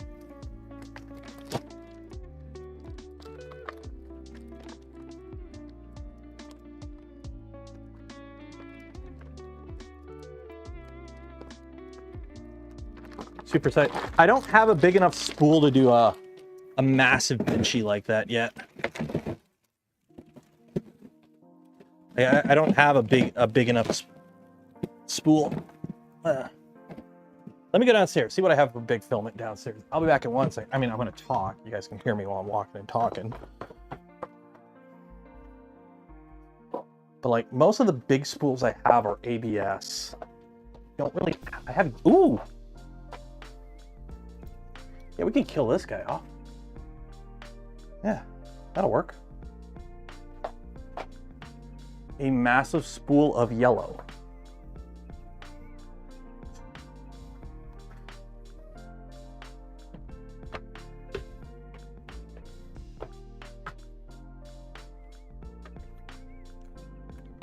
So it's got about 1.5 kilograms on it. Yellow. What should I print that's big out of yellow? What should I print? Is there a giant banana print anywhere? Banana. Banana. That's kind of boring, let's be honest. You know what? I'll just do a big flexi dragon with this. I'll just do a big flexi dragon with this.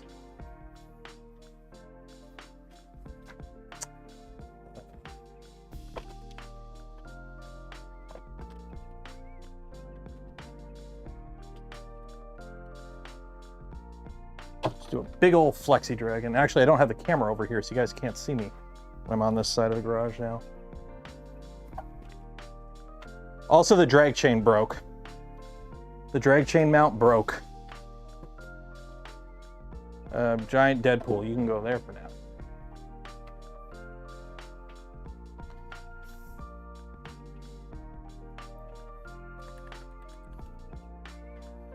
Ducky? Who has a rubber ducky?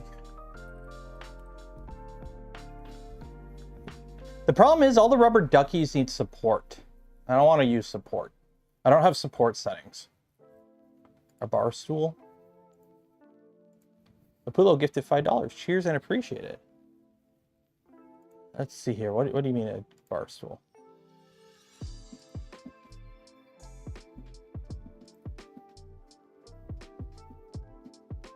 Okay. We'll give that a try.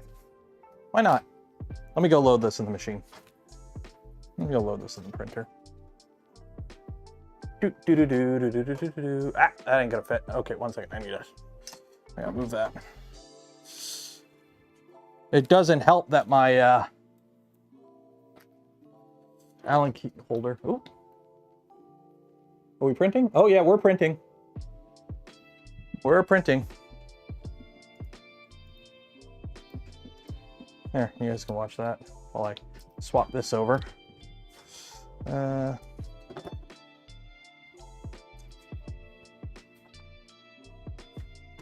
So I gotta move the spool holder.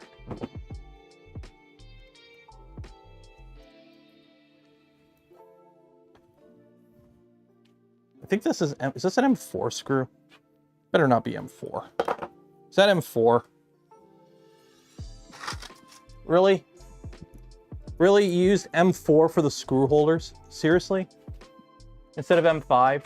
You couldn't have used M5 like everything else under the sun. You had to use M4. M5 won't even fit. Yeah, M5 won't even fit. Why do companies insist on using nominal size or unnominal sizes for stuff?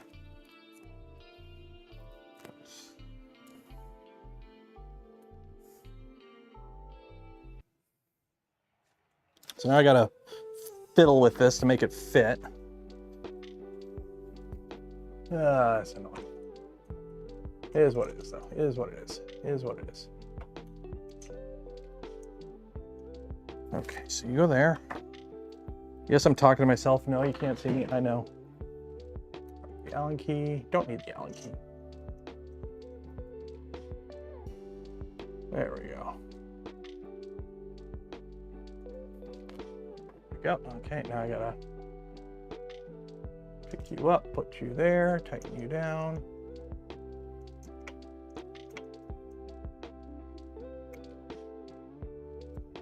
That.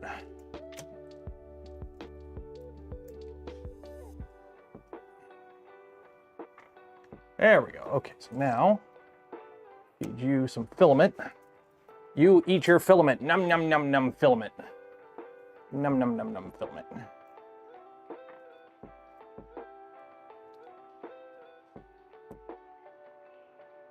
Oh, you spider. A spider's trying to build a frickin' spider web right on the printer already. It's like, really? You are one ballsy spider. Just like right across the x-axis, got a little itty bitty spider trying to run a web. I'm like, you are one ballsy spider.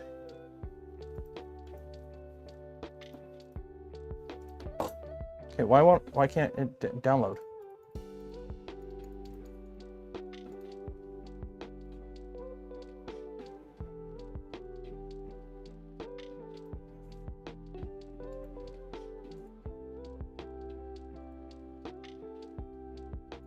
Download.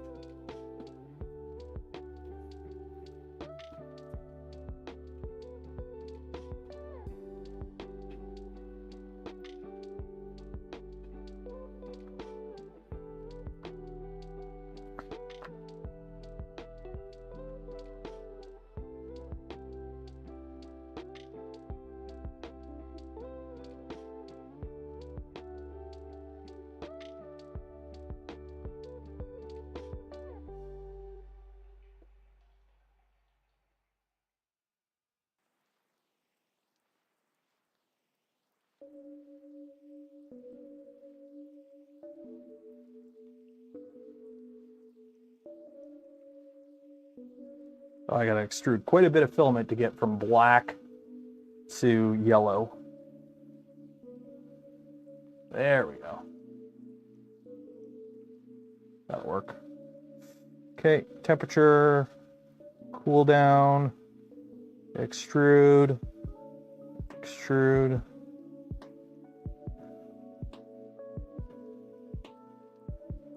Let's do a 5mm retraction. Retract. There we go. That is a lot of filament. That is a lot of filament. Hey, be nice to Steve. Why is this not downloading? What's going on here? What's going on here? Why isn't this downloading? Do I gotta sign in? It says I'm signed in. View my models. Sign out. Stool.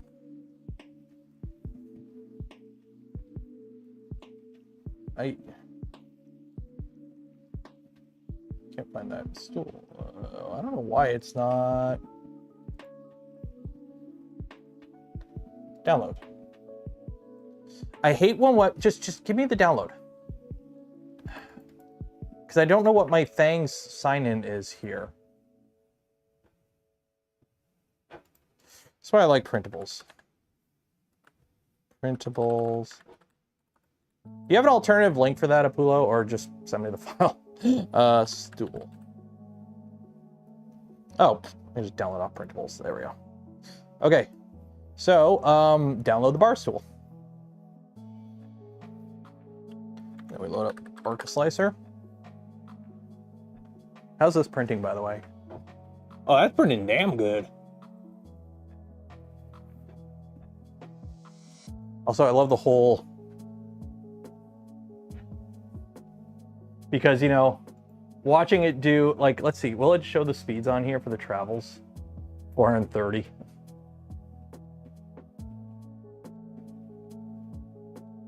Just wait for the travel. I think it does 500 travels, but it's like stupid high acceleration. I mean, they're ball screws on servos. It will move when you tell it to move. Okay, bar stool. Oh, I can't do full height.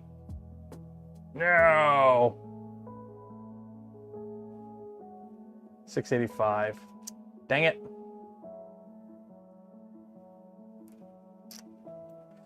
I can scale it down.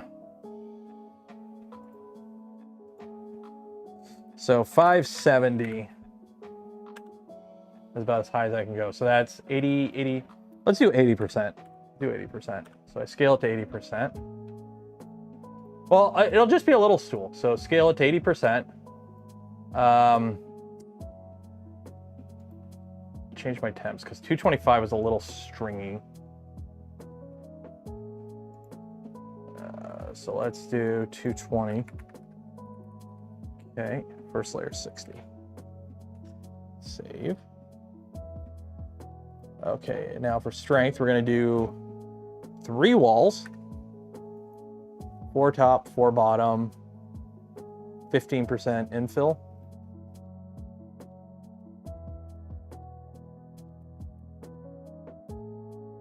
How is it at 80? It's about 60.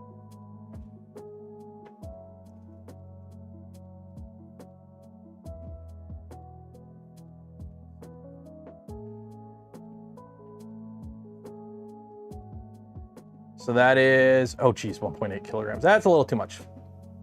Let's do 2 walls. 2 walls, 3 bottom, 4 top, 10% infill. Let's do gearoid. And we could probably turn off the brim.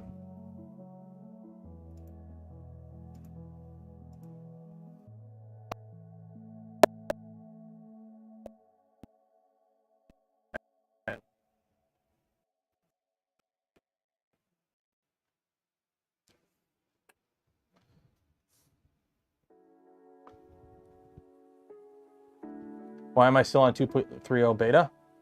Yeah. Okay, yeah, there we go.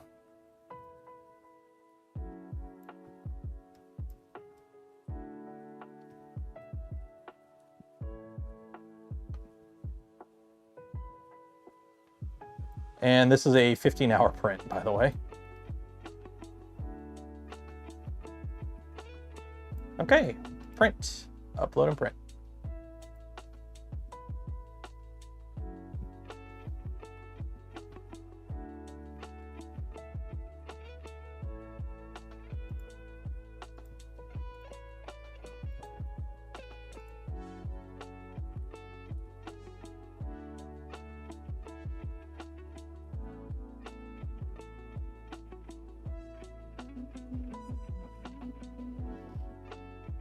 There we go.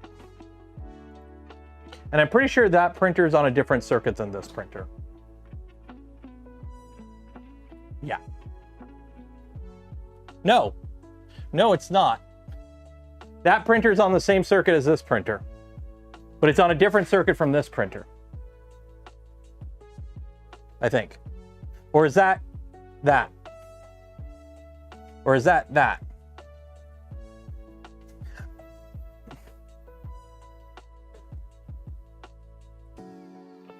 I don't know what circuit it's on, but it's on one of them. If the power goes out, you'll know.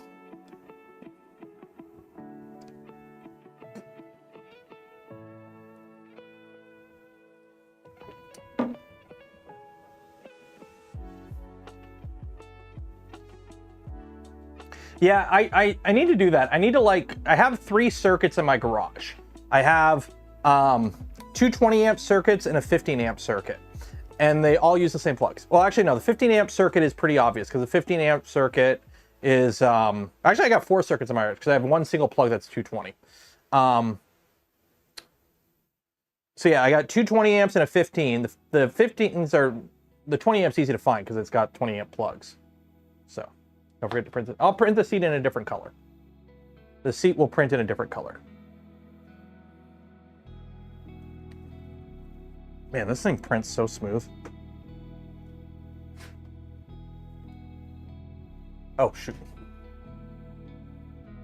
I left my cutters in the printer. You know you have too much room in the printer when you have room to just leave a set of cutters in it. That's one thing the Pantheon folks were proud of with the HS Pro, was how much, like the HS Pro, if you haven't seen it, it's about an inch bigger, but it's 400 millimeters cubed instead of 300. Like they really, this machine has a lot of unused space in it. Put it that way. Also, I'm printing these at pretty much like 100% infill.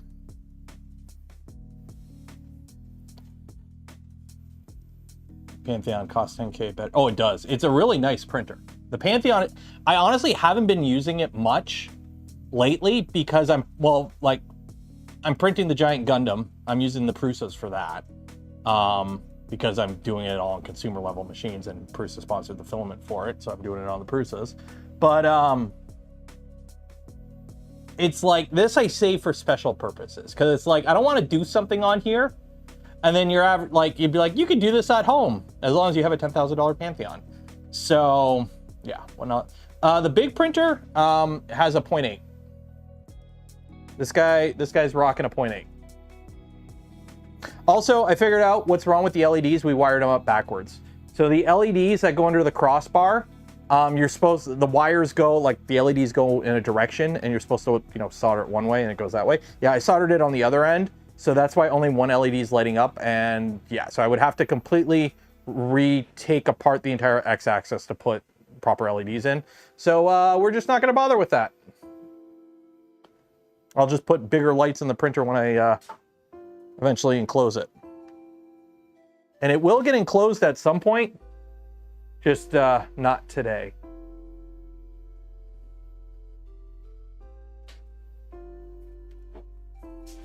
It'll be enclosed whenever we have to replace a bunch of parts on it, which, hey, speaking of PPS, PPS should be a pretty good material for a hot end, a tool head on an enclosed printer, right?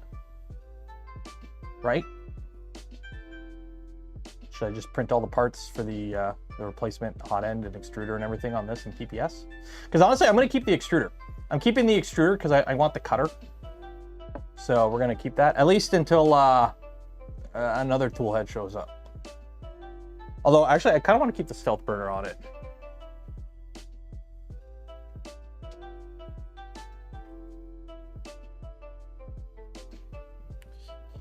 What do you think would be currently the best index? Oh, I keep going to this camera because, yeah.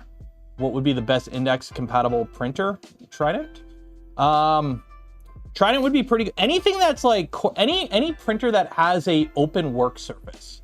So what I mean by that is like anything like a Voron where like the front is open, where you have room to mount a rack of tool heads to connect to. V2 would work, Trident would work. V2 is a little complicated because you got to make it move with the tool head, unless you want to go all the way up and dock. I'm going to be mounting mine to a Trident, so.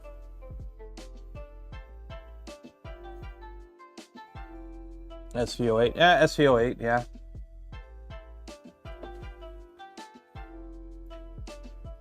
By the way, if you're wondering what the height map looks like on this when printing after using it for a bit, this is what the height map looks like.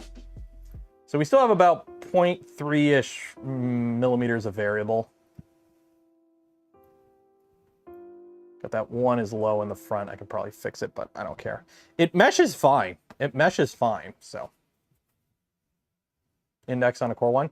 I don't think you'd be able to do index on a Core 1 because you'd have to modify the firmware. And the Core 1 is not the most conductive to that. You can modify the firmware on a Core 1, but it's really, I wouldn't bother. Like it's, the Prusa printers are just really good just leaving them as they are, in my opinion. Like, I don't know. Modding Prusas just, I don't know. Oh, that's still hot. Like, why is this so hot? And it's like, oh, because the nozzle is still hot. Okay, come on. All right, get that stock nozzle out of there. There you go.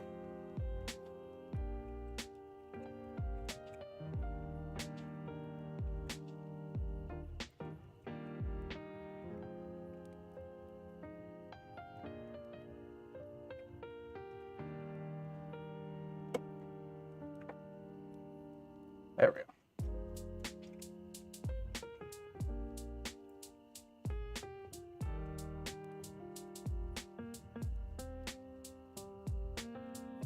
There we go. Let me check how that first layer is coming.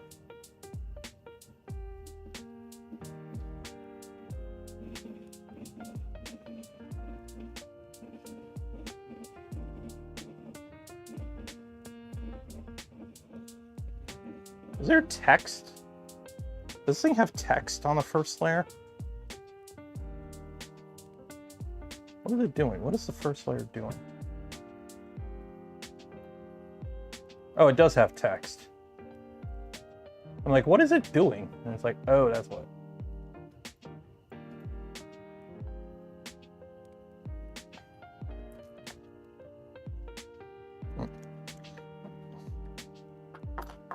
Okay, so this Prusa is going to get a Diamondback 0.4.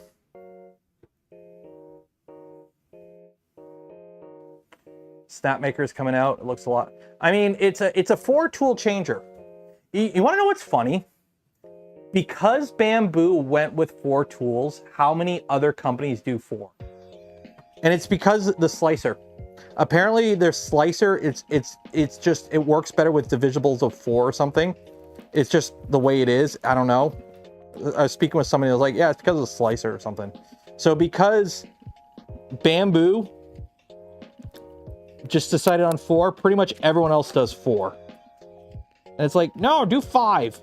That's half the reason I do more multicolor stuff with my Prusas, is because, no joke, it can do 5 colors. Especially when you're doing stuff like Q-Forges, 5 colors is so much more useful. Like, it's stupidly, like, it's obscene how often 5 colors is better than 4.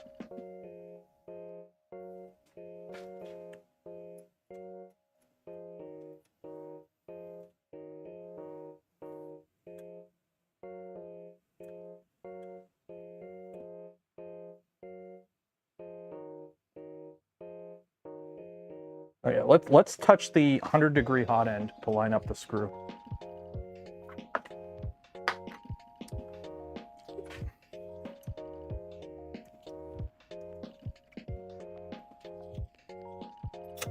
Oop. There we go. Do do do do do do do do do. Installing my Bontech CHT and my Prusa Core 1 till all my Prusas now have hardened nozzles, because nothing is more annoying than accidentally loading something in a printer that shouldn't go in the printer. There we go.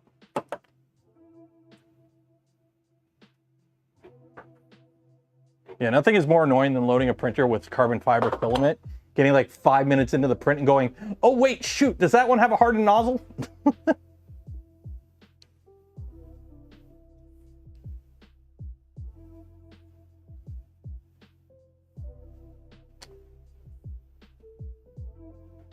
Why companies release enclosed printers, but the chambers can only get to 45? Because they don't really enclose their printers well. When you enclose your printer, like, there's a 45 is like the sweet spot between, I can kind of print ABS, and you could still kind of print PLA and PETG with the door closed, and it's still kind of okay. Although you should really print with the door open for a PLA as much as you can. More cooling is better right across the board. So it also is kind of hard to get good chamber temperatures when your enclosure is made out of the thinnest of sheet metals, and you punch a billion holes in it for poop chutes and whatnot. So when you advertise your printer as having a heated enclosure and a separate enclosure heater, but your maximum chamber temperature is like 45 Celsius, all that tells me is your chamber is shit. It doesn't tell me you have a warm printer. Like, this machine was getting almost 70 Celsius. Just normally.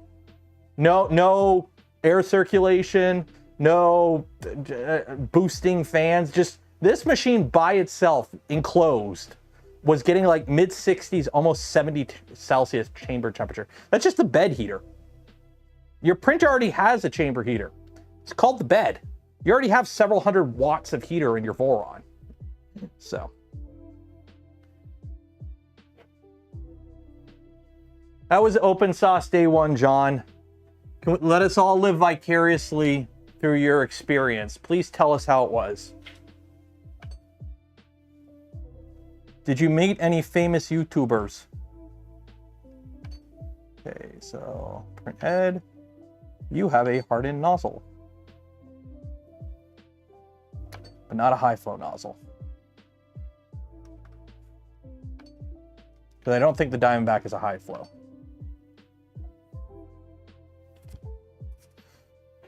I wish I was going to open source this year, but I probably could have got a company to cover it or something, but I don't know.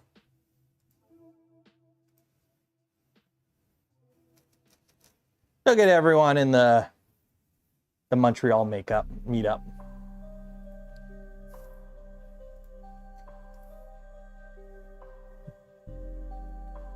And Stefan?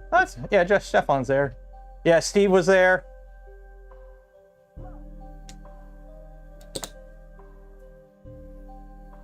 Should have gotten a company. Hey, Luke, speaking of companies, if you want to do any sponsored content, let me know. I got to start whoring my channel out more.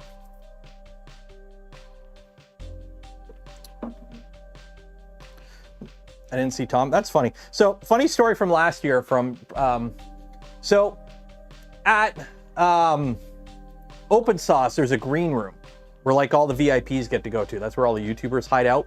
So they're not like accosted by like random people throughout the day unless they want to go out. So there's a green room. So when they had to do their speeches, like they do their talks, they get shuttled from like the green room backstage to like backstage for the stage. And I guess Tom Sandlatter, he didn't care. He didn't know. He just walked over to the stage through like the main audience and everything. And they're all looking for him. And he just walked to the stage, and it's like, you know, you gotta take the shuttle, go through the back rooms, and it's like, you know, we're not all Mark Rober.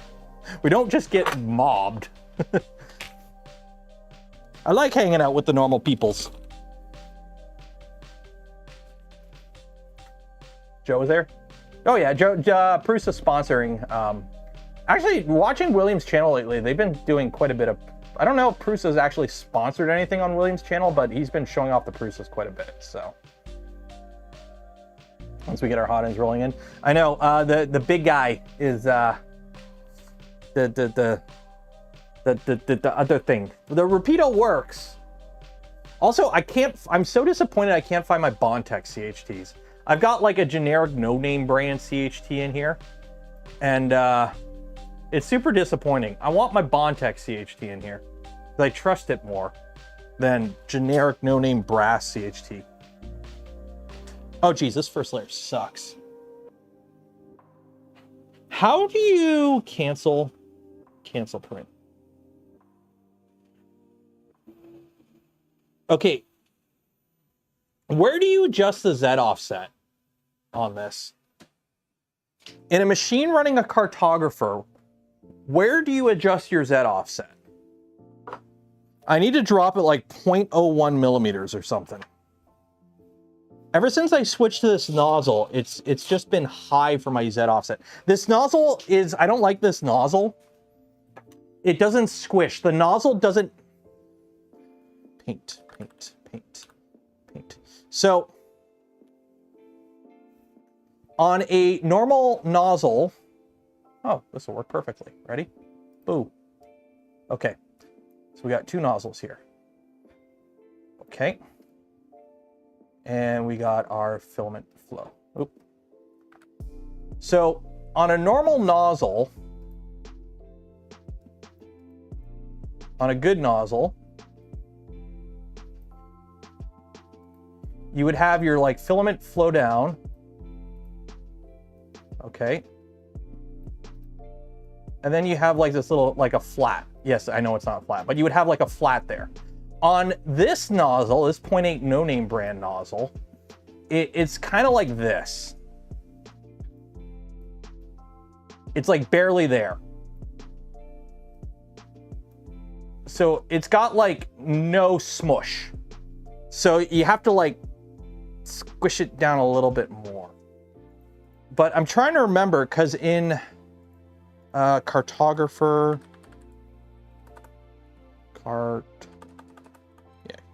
cartographer probe, Z offset, adjust. You have to set it in somewhere else. It's not, you can't just do your normal Z offset.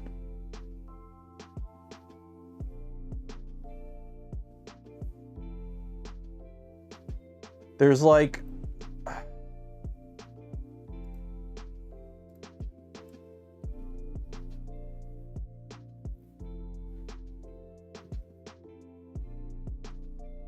what is it called in here? It's like called scanner, I think. Oh, here you go, scanner. Backlash comp, where is that offset? Is it not saved in here? Okay. This is the default and will be overridden and added to the do not save area. So if I go down here to the do not save area, where's the do not save area? Oh.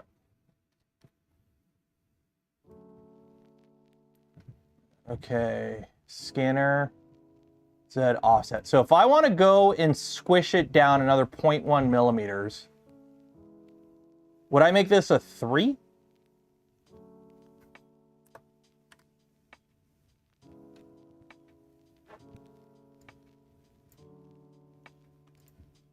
I'm gonna make that a 3.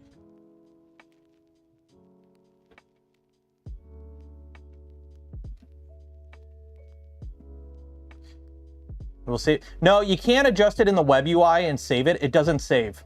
It doesn't save.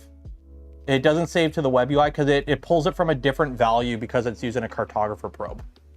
So because it's pulling it from a different location, changing it here will not save it.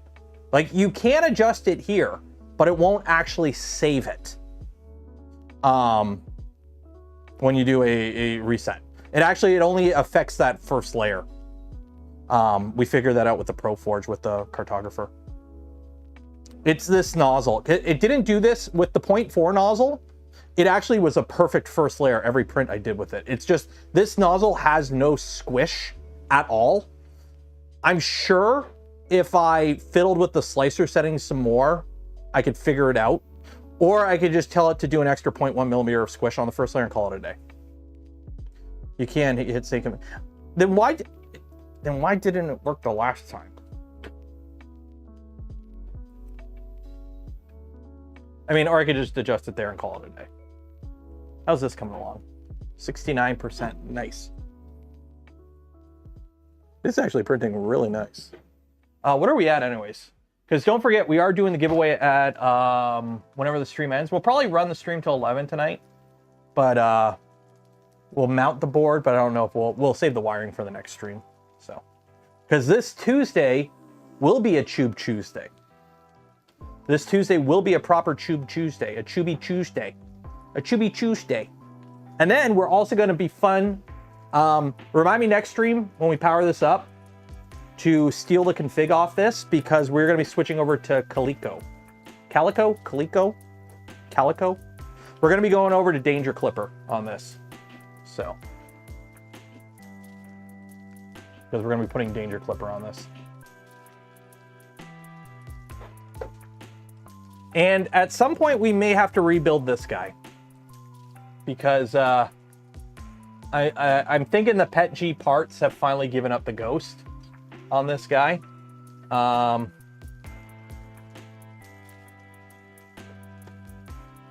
Yeah, we might have to reprint the parts for this Mark IV. I mean, I have gold ABS parts, so we might just do that. But this printer is... the belts have gone a little wonky. I think we've had a little creep issue with the Pet G parts on this.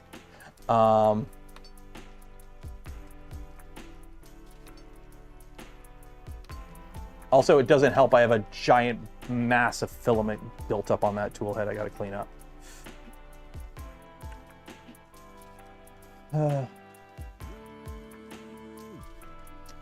Danger Clipper. So, fun fact, because I wired up the LEDs wrong, we only have that one blue LED you can see on the right there.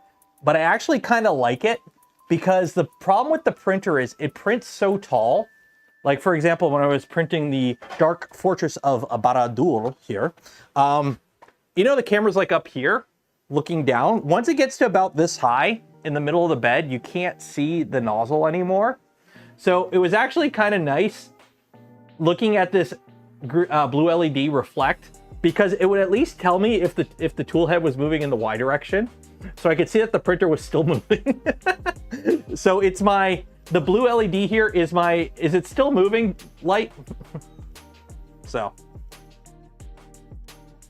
Yeah, I'm actually surprised how good this came out. It was a little stringy, but not bad for a 20-hour print, 22-hour print or whatever.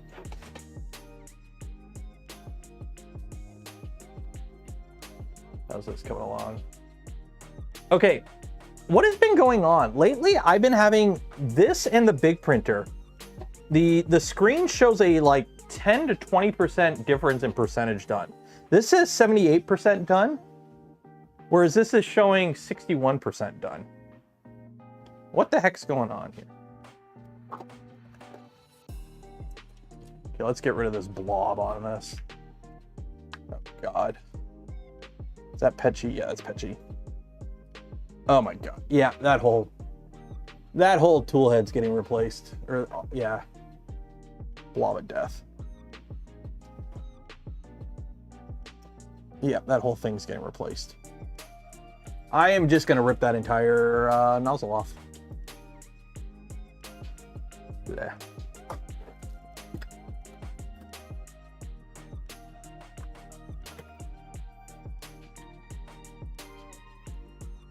Oh, that's the other printer. It's always funny when you hear a printer noise and you're like, what was that noise? And then you look and you see none of the printers are moving and you're like, oh wait, there's a printer on the other side of the wall now.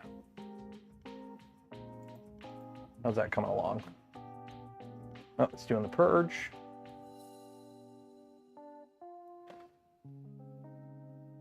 One is based on G-code, one is based on slicer, and the one based on filament deposit. That's true. That's true, they calculate it differently. Look at it go.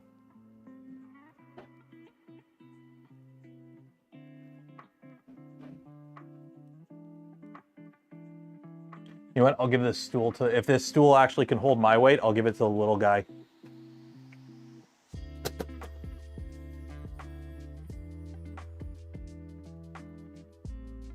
I asked for a ColecoVision for my 15th birthday. My mom bought me a Vertex, which is cool, but no place in Bend, Oregon carried beams for it. It's not. ColecoVision.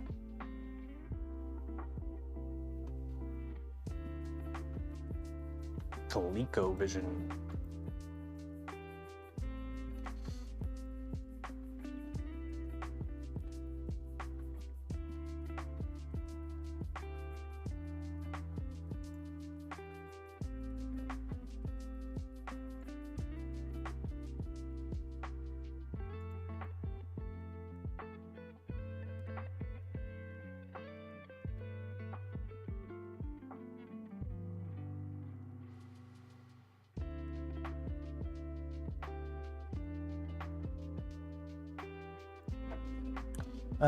When was my last Hue Forge? A little while ago. I haven't been doing Hue Forges because I'll be honest, I don't do multicolor printing that much. It's not something I'm personally big into. I might do a big Hue Forge on the big guy once we get it going. By the way, we need a name for it. I've just been calling it Venture XL. I don't have a proper name for it yet. I need to sort that out still. We haven't come up with a name for this, but it's not done yet. So it's kind of okay for it to not have a proper name yet.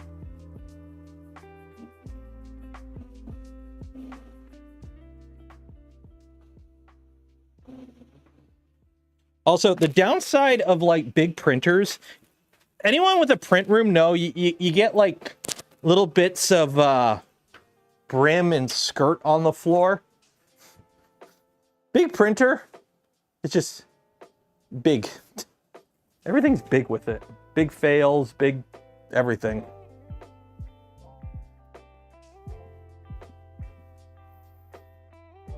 What does the Centauri Carbon run? Its own firmware. Elegoo is running, the Centauri Carbons run their own firmware. They are not running Clipper. At least as far as I'm aware, they're not running Clipper.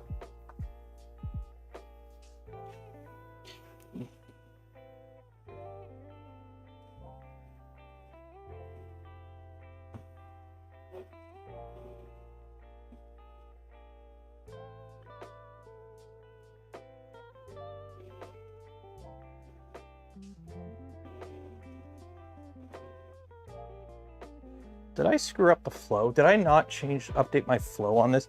I think I knew what I screwed up. I think I knew what I screwed up. Quality. Nope, I do have first layer. Okay, well, good enough. Well,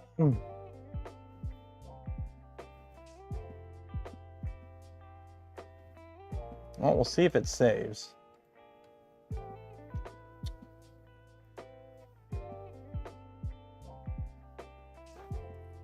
As far as I'm aware, yeah, they are running their own firmware. They spun up their own. I mean, Bamboo runs their own firmware. Like 3D printer firmware is really not. It's going to sound really like, as somebody who doesn't do software at all, motion system firmware is one of those things. It's been around for decades. It's already existing stuff. Like making a stepper motor move is nothing fancy. Like it's not. And heaters are PID loops. Like making a machine move in XYZ and run heaters is nothing fancy. Like obviously there is a lot more to 3D printer firmware than that, but the actual like making a machine move and push plastic is nothing super complicated that you can't just throw a bunch of software devs at or just, you know, vibe code it. Like I'm overly simplifying, and people in chat who actually do software for a living are probably like pulling their hair out. But yeah, name the big printer Josh, Tom Hanks' character from Big. That would be a really good joke, and I fully understand that reference, but I don't like Big. So cheers for the 10 though, Andrew.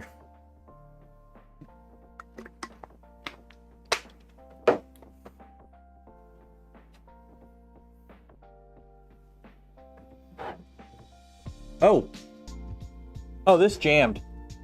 This jammed. Or it's not jammed, it's cancel. Cancel print. It's not extruding anymore.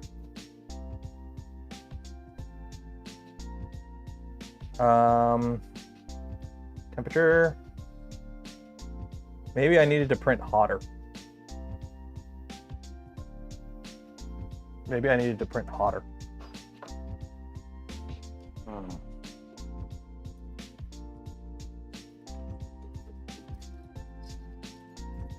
Oh God, the noise he's making.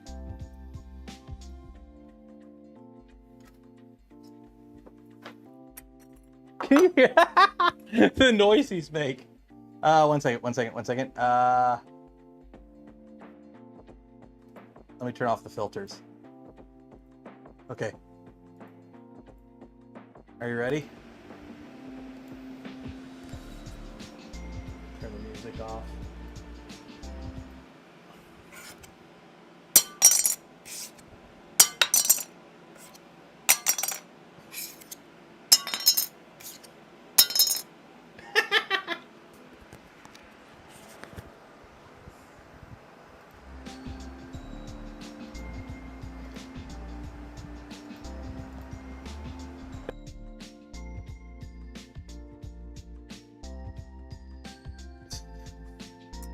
They sound like metal. Okay, so let's see here if I can fix this.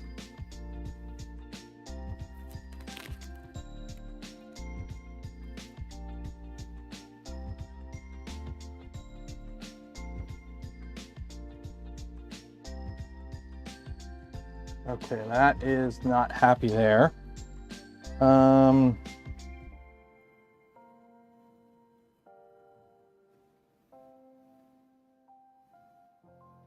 Tracks.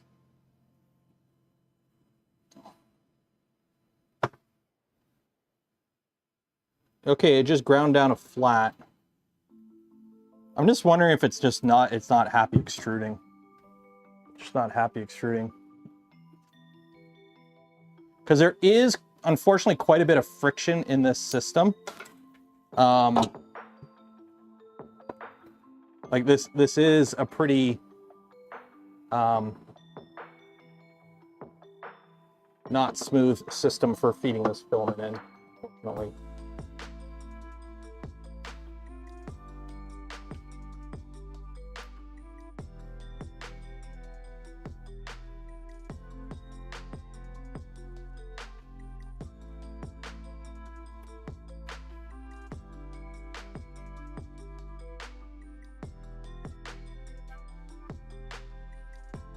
Oh, I might actually have a jam. I might actually have a jam at the nozzle.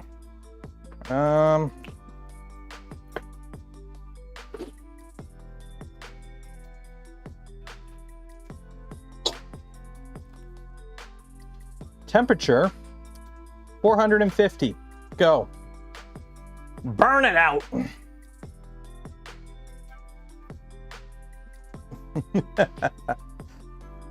It can't be stuck if it's liquid.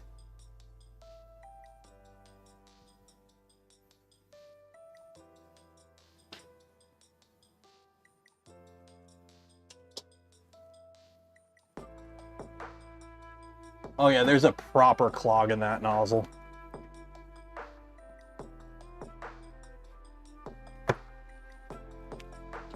There is a proper clog in that nozzle.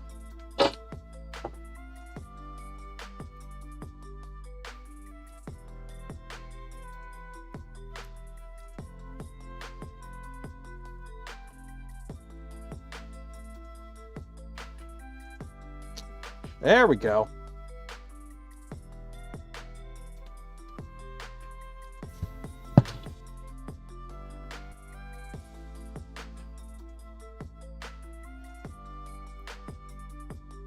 Now it's coming out. Okay.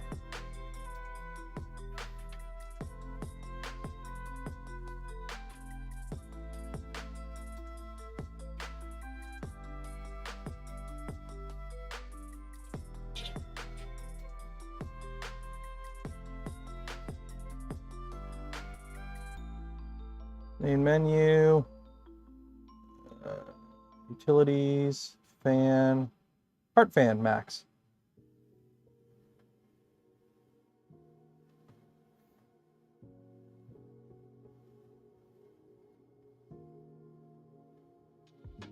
There we go.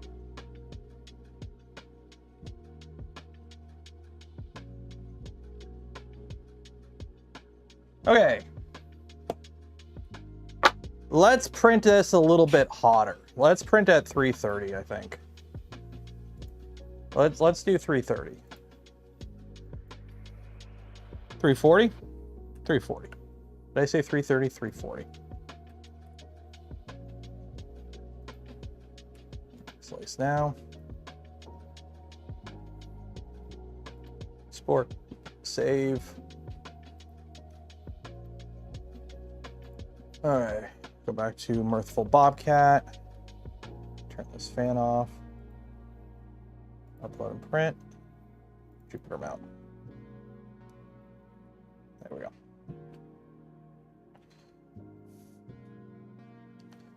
There we go.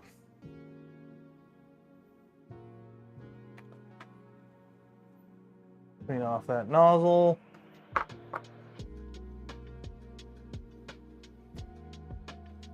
These nozzles are just like, I think they're just Fetus nozzles. Yeah. Wow, that only printed like 3 layers before it jammed. I just didn't see that. Oh well. How's the big guy going? Printingly. Ben Butler gifted 5 community memberships. Cheers and appreciated.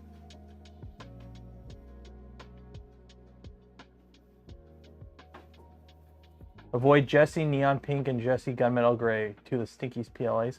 I mean, it's not probably the plastic that's smelling. It's probably the additive for the colorant that's smelling. I'll be honest. Because it's all the same base resin, right? It's all the same base resin for the most part. So don't forget, we are going to do the draw to give away some filament at the end of stream. So you have half an hour to enter for your chance to win. Do this now if you want your chance of winning. But yeah, it would definitely be the additives that would make it smelly. So.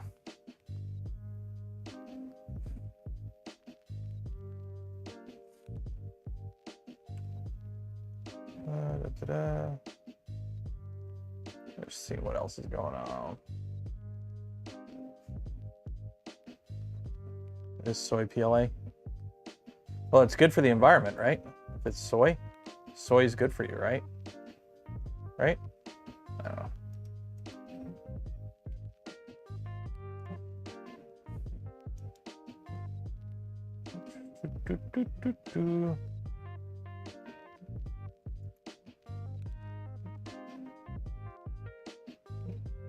Still plant-based, yeah, true.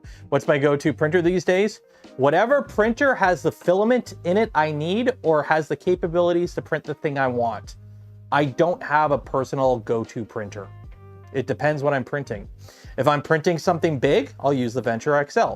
If I'm printing something exotic, I'll use the Pantheon. If I'm printing 378 1/10 scale Gundam parts, I'm using my fleet of Prusas because they all just kind of work. And I just kind of load the default settings and go. If I'm printing something funky in ABS, I'll probably use one of my Vorons. It depends. I don't really have a go-to printer, so.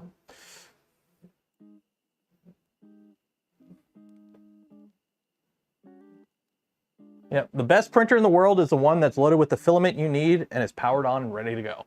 Also, I think the Maple Leaf turned out pretty good. That's going to be a good tell to see how PLA warps in a hot garage, because that wall gets actually really warm. So, what filaments on the Pantheon? Fiberon PPS with some carbon fiber film amount, 10%, I think. How many Vorons do you currently have that work? In terms of powered on, ready to print Vorons, I have 1, 2, 3, 4 if you count the Venture XL. I've got 2, they're all V2s too. 3 V2s are plugged in. The LDO V2, the Tallboy V2, which is eventually going to get a stealth burner upgrade or a stealth changer mod, and then the V2 number 26 downstairs. So.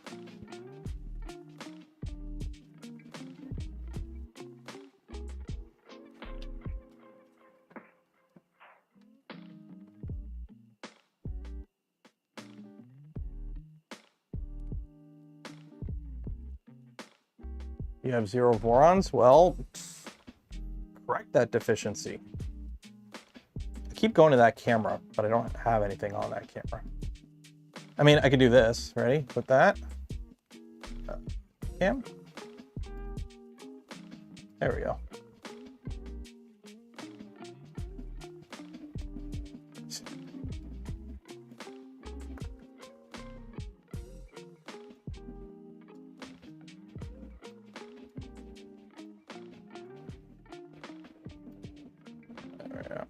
There we go.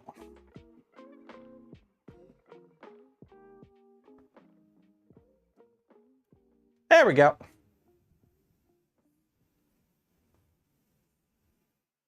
What is that little bit back there? I think I forgot to heat time the nozzle, and there's like a little bit of oozing, and that's what that is. So it's fixed now, but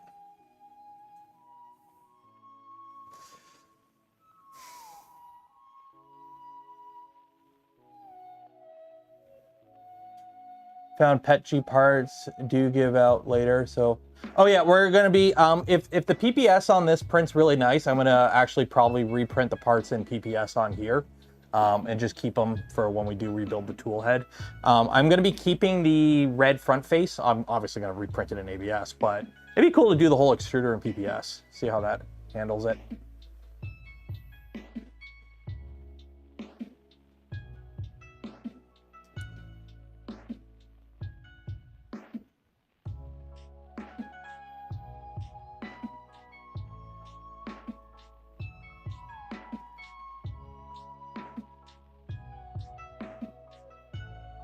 The lighting is horrible. The lighting makes it look so much worse than it really is on this camera. Okay, so it's actually printing again, so we're good there.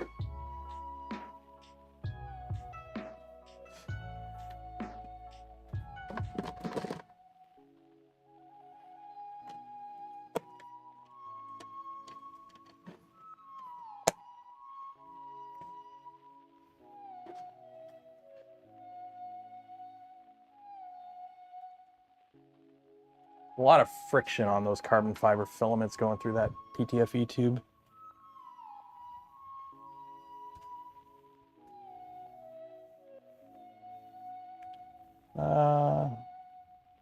Yeah, we've seen the road test thing.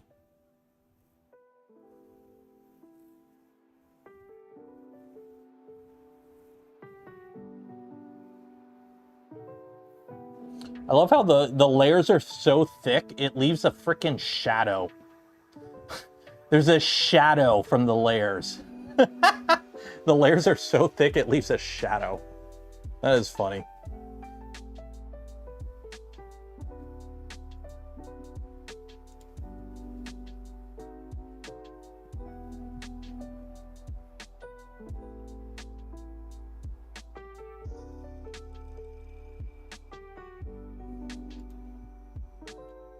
Your mama's so fat. Her input shape number is 0.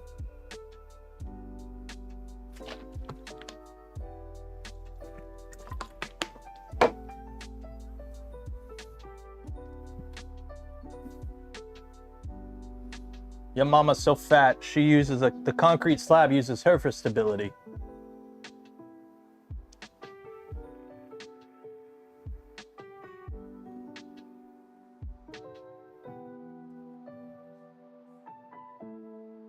Where are we at right now? We're at 10:34.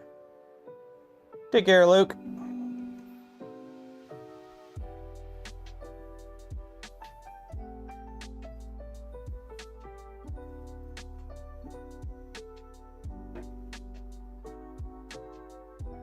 Hopefully this actually keeps printing this time.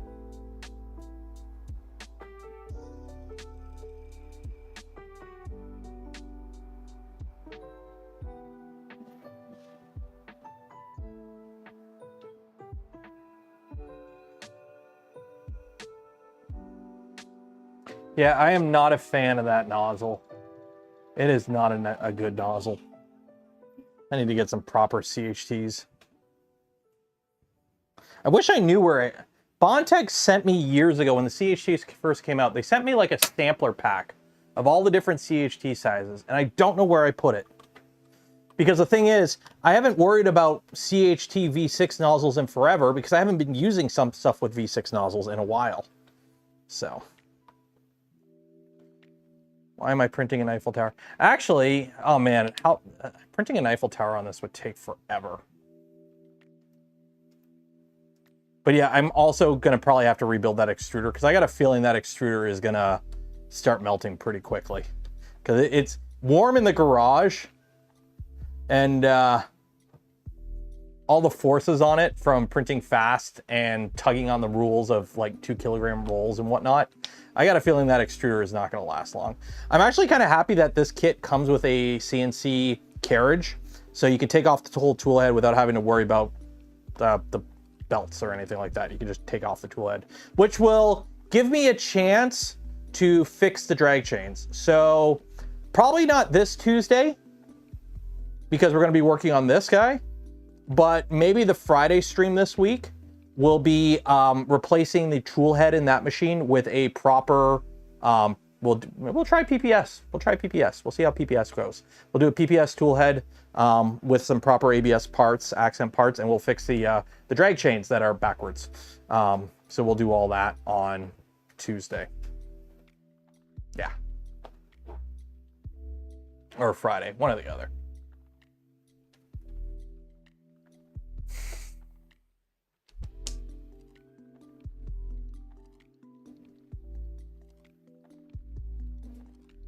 What's the extruder made out of? On this machine right now, the finest grade recycled pop bottles. It's PETG. And whatchamacallit, they did say, Physec did say that future kits will come with ABS parts, not Penchi parts. Are you jammed up again, or are you still spinning? You're still spinning. Yeah.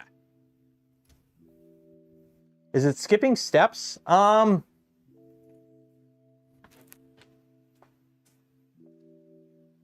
on the XY.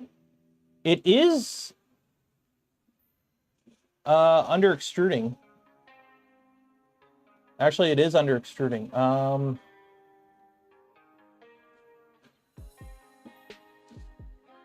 Yes, I'm tightening the extruder motor. More grip on the filament.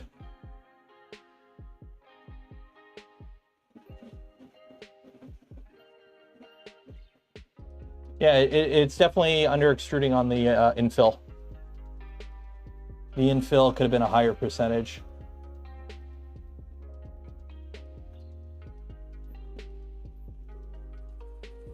The walls are good. Like, the walls are joined. It might just be the setting for the whatever flow percent I have for infill might need to be bumped up. A lot of these settings are just the 0.4 settings that I just made 0.8. Solid infill is 120%. Yeah, it's 120%.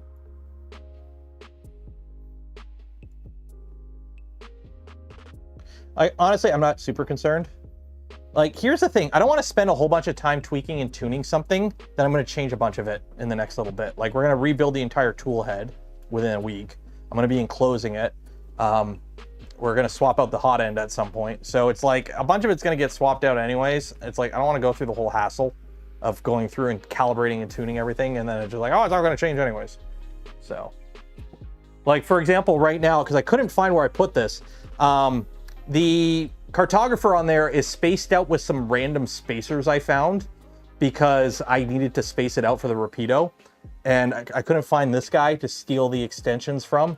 So we're gonna have to swap that out as well. So there's a, I'm not saying this is running on hopes and dreams, but it's definitely like, that looks about good. That's kind of a lot of these settings. Which is why the first video I do with this printer is gonna be my thoughts on the build and initial impressions. It's not gonna be a review video.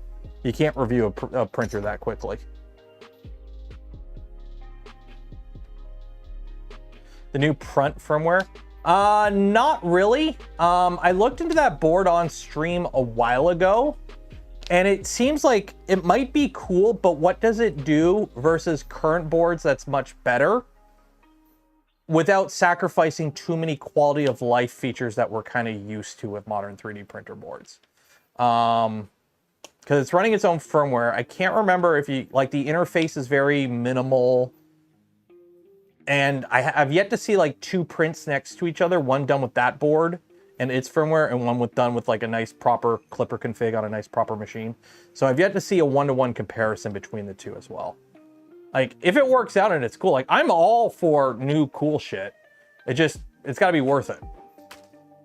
Like, I'm not one to dive into something new just because it's new and be like, okay, this is new, we gotta do it. It's like, no, why should I switch over to your new thing? What does your new thing do differently that makes it worth it? Can't review a printer. Hi, welcome to Bob's 3D Printers YouTube channel. This company just sent me this printer. My review is, excuse me while I read off the spec sheet from the website, and then look at this one print that came bundled with the printer that I printed with the included filament. That's a nice print. You should buy this printer now, affiliate link in the video description. Welcome to like 80% of 3D printing YouTubers.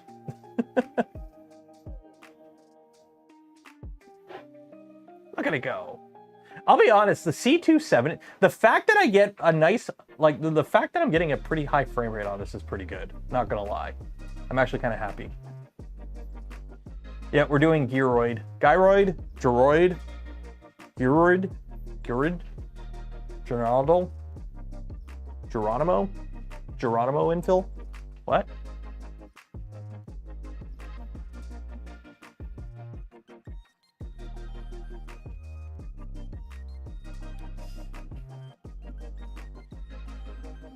Giraffe infill? Actually, what filament is this? I just realized I've got a Creality dryer here that's been sitting here for like months. I don't even know what filament's loaded in this. What filament are you? Soraya Tech. Oh, this is good stuff. Shoot. Soraya Tech PAHTCF. Oh shit, that's where I put this stuff. Okay, well, that's what you get for being a crappy dryer. Seriously, this is a horrible dryer. This dryer is so annoying because you have to open it like this. So that means if, like, this is such an annoying dryer to work with. There's a reason I don't use this Creality dryer. Or actually, sorry, this is the front. So if you put it in somewhere and it's like this, it's like, okay, time to get the filament out. You need like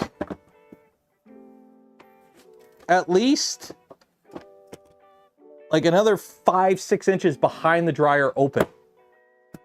Why couldn't you have just built it like this? It should have been like this and put the screen here. This is backwards. I don't like it.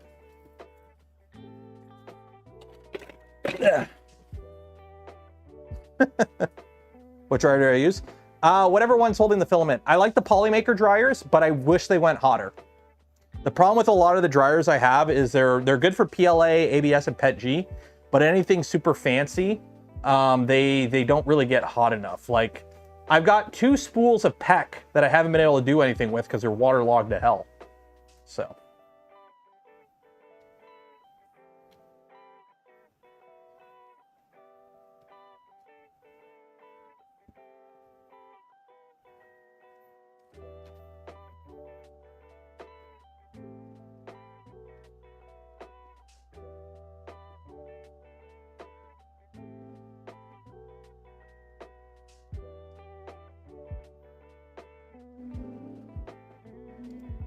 And we got 15 minutes left, by the way, before we do the giveaway. So if you haven't entered for your chance to win some polymaker filament, link in the video description. The C270 is expensive. Well, no, the C270 is ancient. No, old webcam.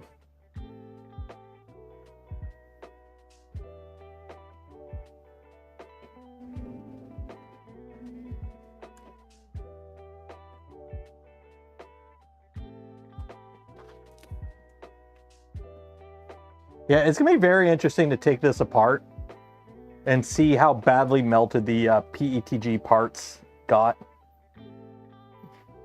after, like, you know, a little bit of use.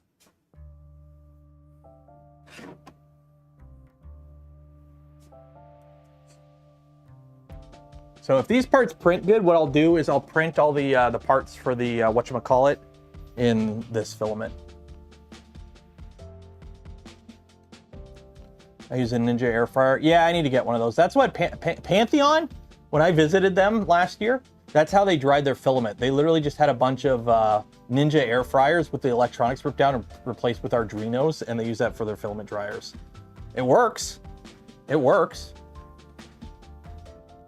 Yeah, the printed parts for this came in PETG. I swapped a few of them. The fan shroud is ABS because it fits a 30-30-10 fan. And then the hot end mount is swapped as well.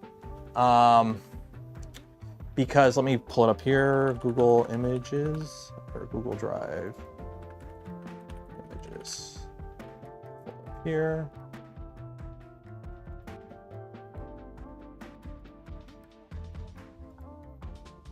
Drive, where's my recent?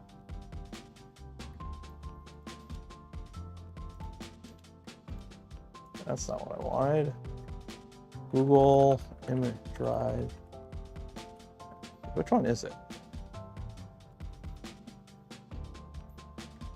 Google Image Backup?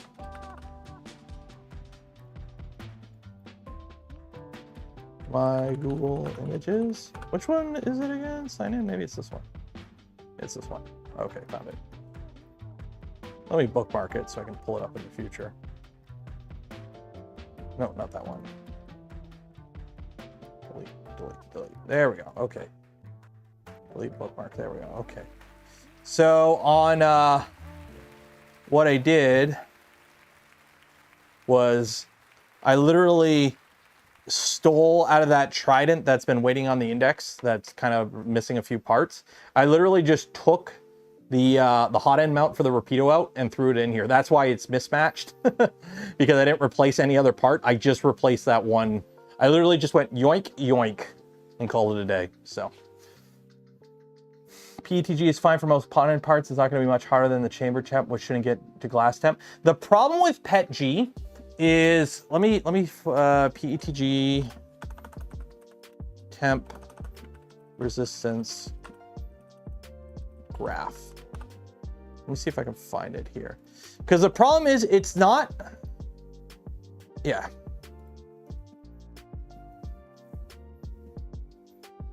Yeah, accepts all cookies. Show me the cookies. Show me the graph. Where's the graph? I hate when a website has a picture. Yeah. So here's the problem. Okay. Where's the temperature? Yeah, here's the temperature. So, or one of these is. I'm trying to figure out which one. I remember seeing it a while ago. Where is it? Is this it? Share rate, viscosity. Oh, these aren't the right graphs. TLDR. Yes, PETG has a higher temperature where it fails compared to PLA. Okay, the problem is with PETG, it starts to weaken before its failure temperature. So stuff like screws or anything that's under compression or under force will start to mush. It's a heat creep. It has a creep issue. Okay, it has a creep issue. So PETG, even though the temperature, it might not get close to its glass transition temperature, a screw that you tightened at room temperature, now that it's been running at 50 or 60 for a bit, you know, because you have a nice hot extruder motor next to it, it's above a hot bed, it's got a hot end that's dumping a ton of heat around it. Essentially, it just starts to get a little weak and mushy. So it won't fail, but that screw that was tight, well, now it's not so much tighter anymore. The gears that were all nice and lined up, well, now they've kind of wobbling a bit. Like, that's the problem. So that's the problem you run into with PETG. That's why friends don't let friends print printers out of PETG. Honestly, if you are sure the environment is not going to get warm, PLA is a better material than PETG. There's a reason people that do DIY CNCs use PLA for the parts. It's more rigid. PETG is the brass or copper of 3D printing, the same way brass and copper are to machining. Yes, they are easier to machine, but they are gummy. It is gummy. It is a gummy material. So, yeah, PLA is more rigid, but when it does fail, it fails. Also, it's got feck all for temperature resistance. Like, there's a reason I print most of my cosplay stuff out of ABS or CF PETG, is because, like, yeah, I know you could do PLA cosplay stuff, but yeah, no bueno.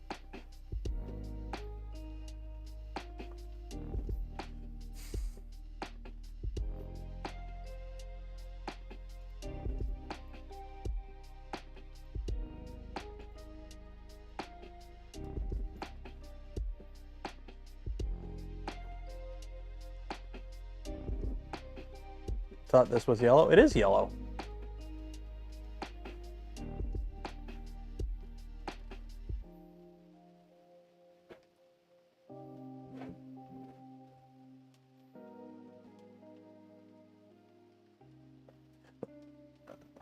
Like, PLA is good for stuff that just kind of sits on a desk or is in like a climate controlled environment where you're not going to get any like real crazy temperature differentials or anything. Like, there's nothing wrong with PLA as a material.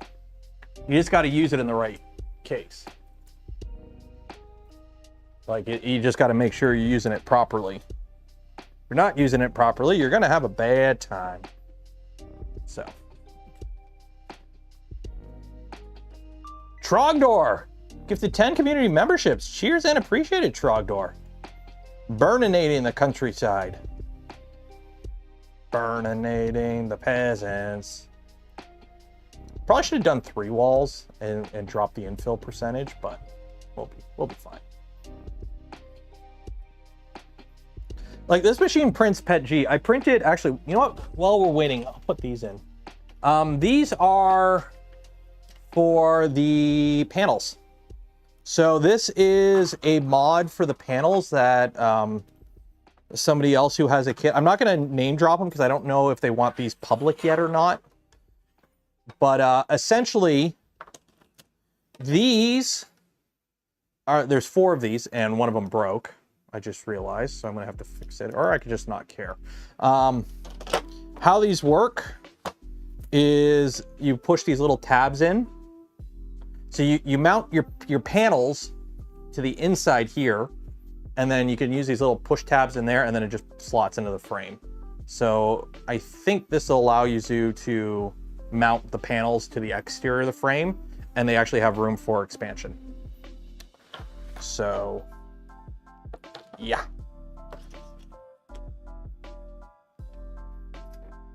So hopefully these work. If they don't, they don't. But if they do, they do. And I hope they do. So, how long until a toolhead print is finished? I don't know. We're not printing toolhead stuff. We are printing a PCB mount on the Pantheon. Which is doing that. And then we are printing a stool on the big guy. When 2.4 kit? We built tons of 2.4 kits. The PCB mounts will be done in 25 minutes. But the stream is going to be ending in 6. Well, we're going to be doing the giveaway in 6. So if you haven't entered yet for a chance to win some Polymaker filament, link in the video description, enter for your chance. Do this now. You want to win your Polymaker filament, don't you? You want to win the Polymaker filament, don't you? Ooh.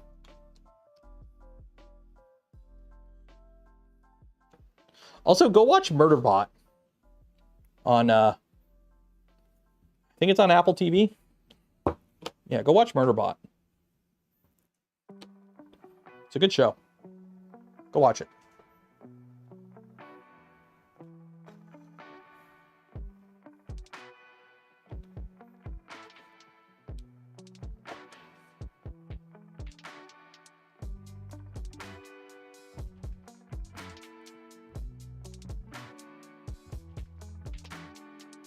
Wow, these really don't want to go in.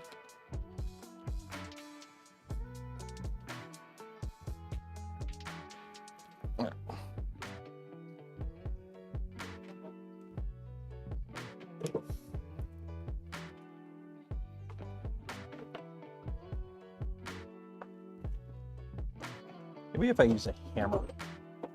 Maybe hammers are what you need.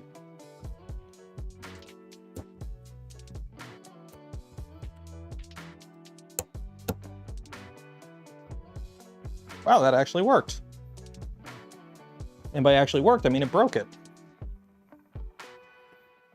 What is Murderbot about? It's about a robot who calls himself Robot, or calls himself Murderbot.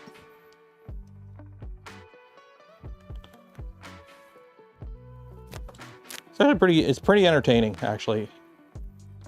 Go watch the trailer. It seems interesting. I'd say go watch it.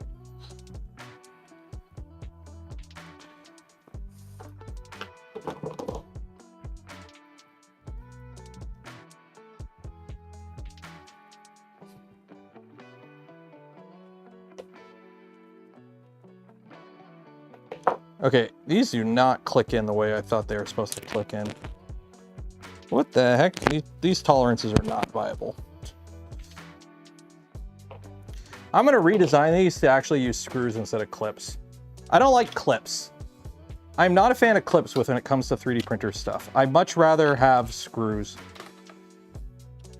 Because like the problem is, how this is supposed to work is you print 4 of these, okay?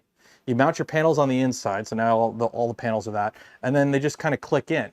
The problem is, if they click in, They don't even click in well.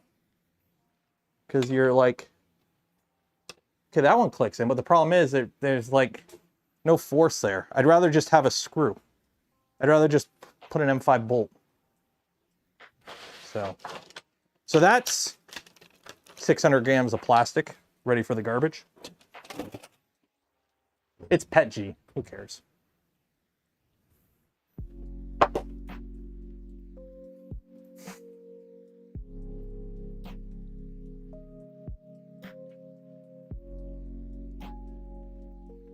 Oop, I got more notifications.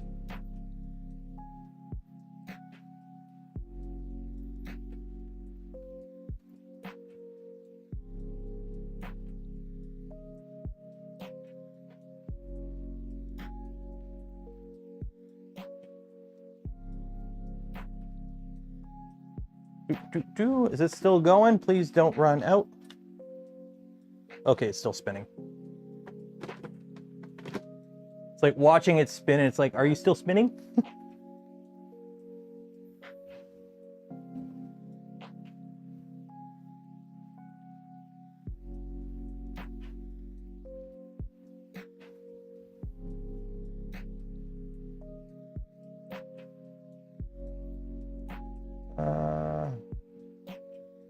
How do you remove the panels with it? I think you would just pull them off. That's one of the reasons I don't like clips. I'd rather just have bolts, like just some M5s with T-nuts and just screw them in. Call it a day. Ugh.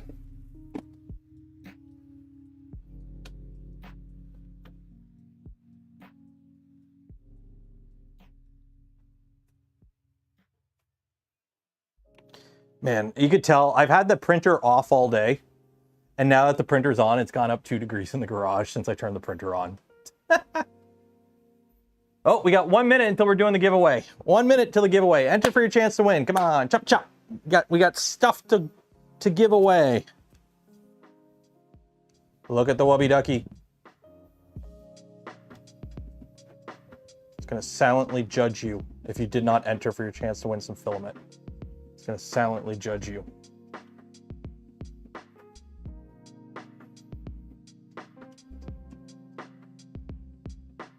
Okay, let's do the giveaway. Let's do the giveaway. I'll give you one, like less than a minute if you haven't entered yet.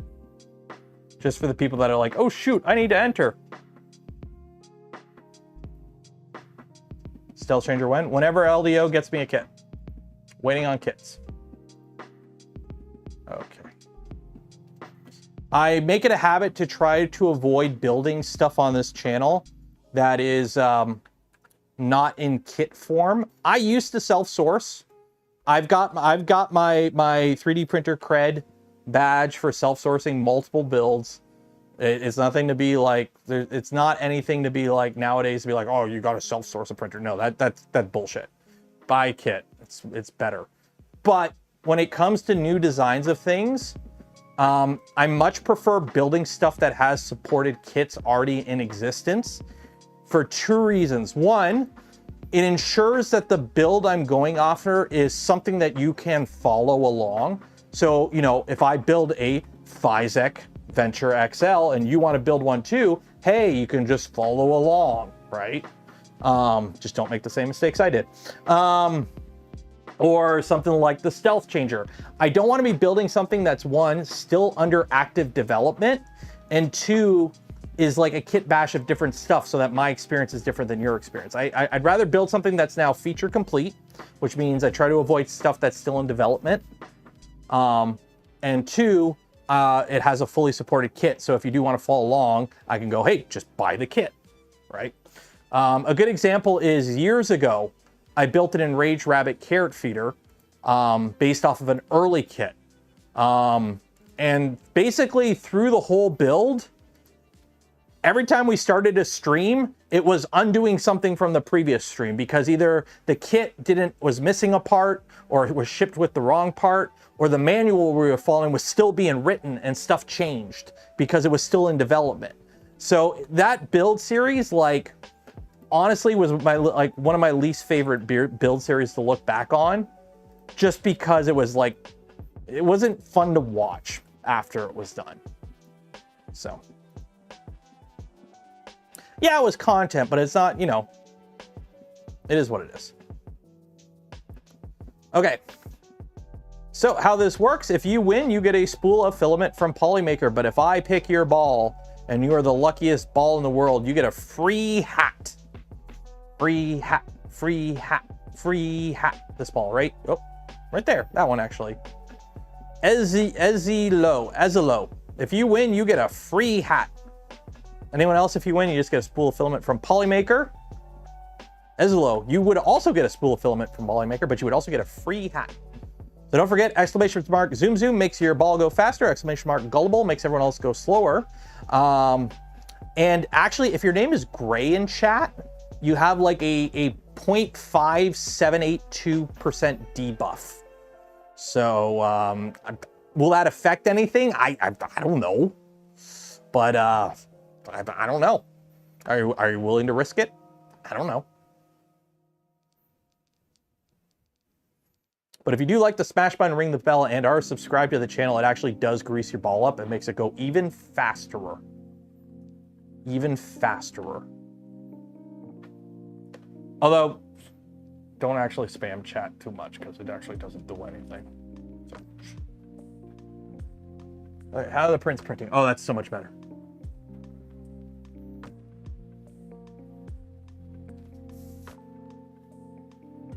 Do I have any alcohol I can steal from the wife? What does she have? Peach and lime margarita. No, no, nothing for me. There is a bottle of red wine in here, but I'm not gonna just start drinking a bottle.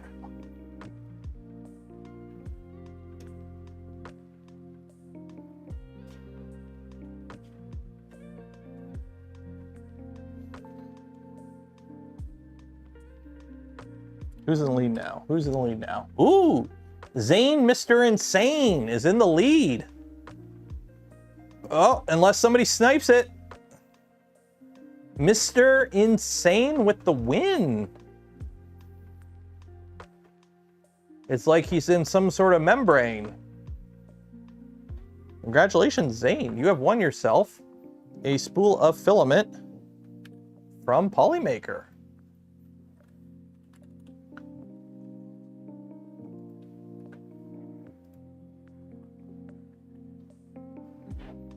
A lot of people did not answer the skill testing question today. A lot of people did not answer the skill testing question today.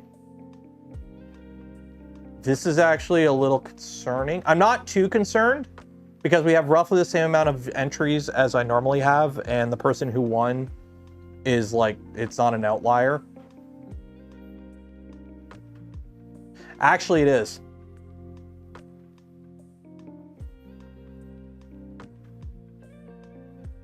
No, you're okay. You're okay. Because a bunch of other people that are regulars did enter around you. You're okay. You're okay. You're okay. I probably reminded you to enter around that time. Okay. Oh, wait, no, I'm just an idiot. I'm just an idiot. The way Google does it, you have the chart. And if you put a word, like 3, T-H-R-E-E, it's on the left of the column. But if you just put a number, it's on the right of the column. So when you look at the column, here, let me.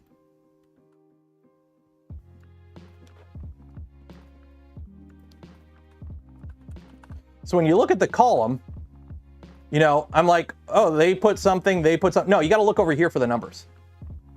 Instead of like the words indexed to the left. So when I look at the column, I just have this big open area. I'm like, who didn't enter? But it's like, no, it's over here. But right next to this is the names. So it doesn't, it's not super apparent.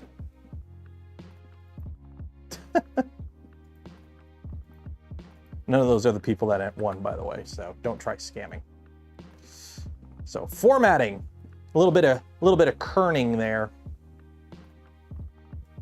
Is that what it's called? Kerning? Letter spacing? Is that what it is? Kerning? Formatting issue? Yeah. Okay, so we are going to call it there. I'm going to finish up editing the video either tonight or probably in the morning. Tomorrow's video on the channel is a yacht video. People have been asking me, it's come up a couple times in stream over the last little bit. is should I build a kit or just buy a printer? And it's just gonna be kind of me musing about it. No script, just me kind of yapping like I normally do.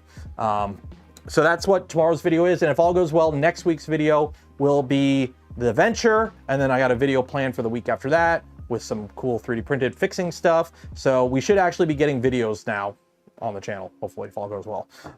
So yeah, we're gonna call it there. Shout out to Polymaker for the spool of filament from this video, or that we give away this video and every video. Links for all of them and more in the video description. Some of them are affiliate links, like the GamerSupps one, 3D Glue, Vision Miner, etc. Use code Canuck, save some money. Shout out to Luke's Lab for providing the Takeoff tool head that we are using for this build series as well. We'll come back to this on Tuesday.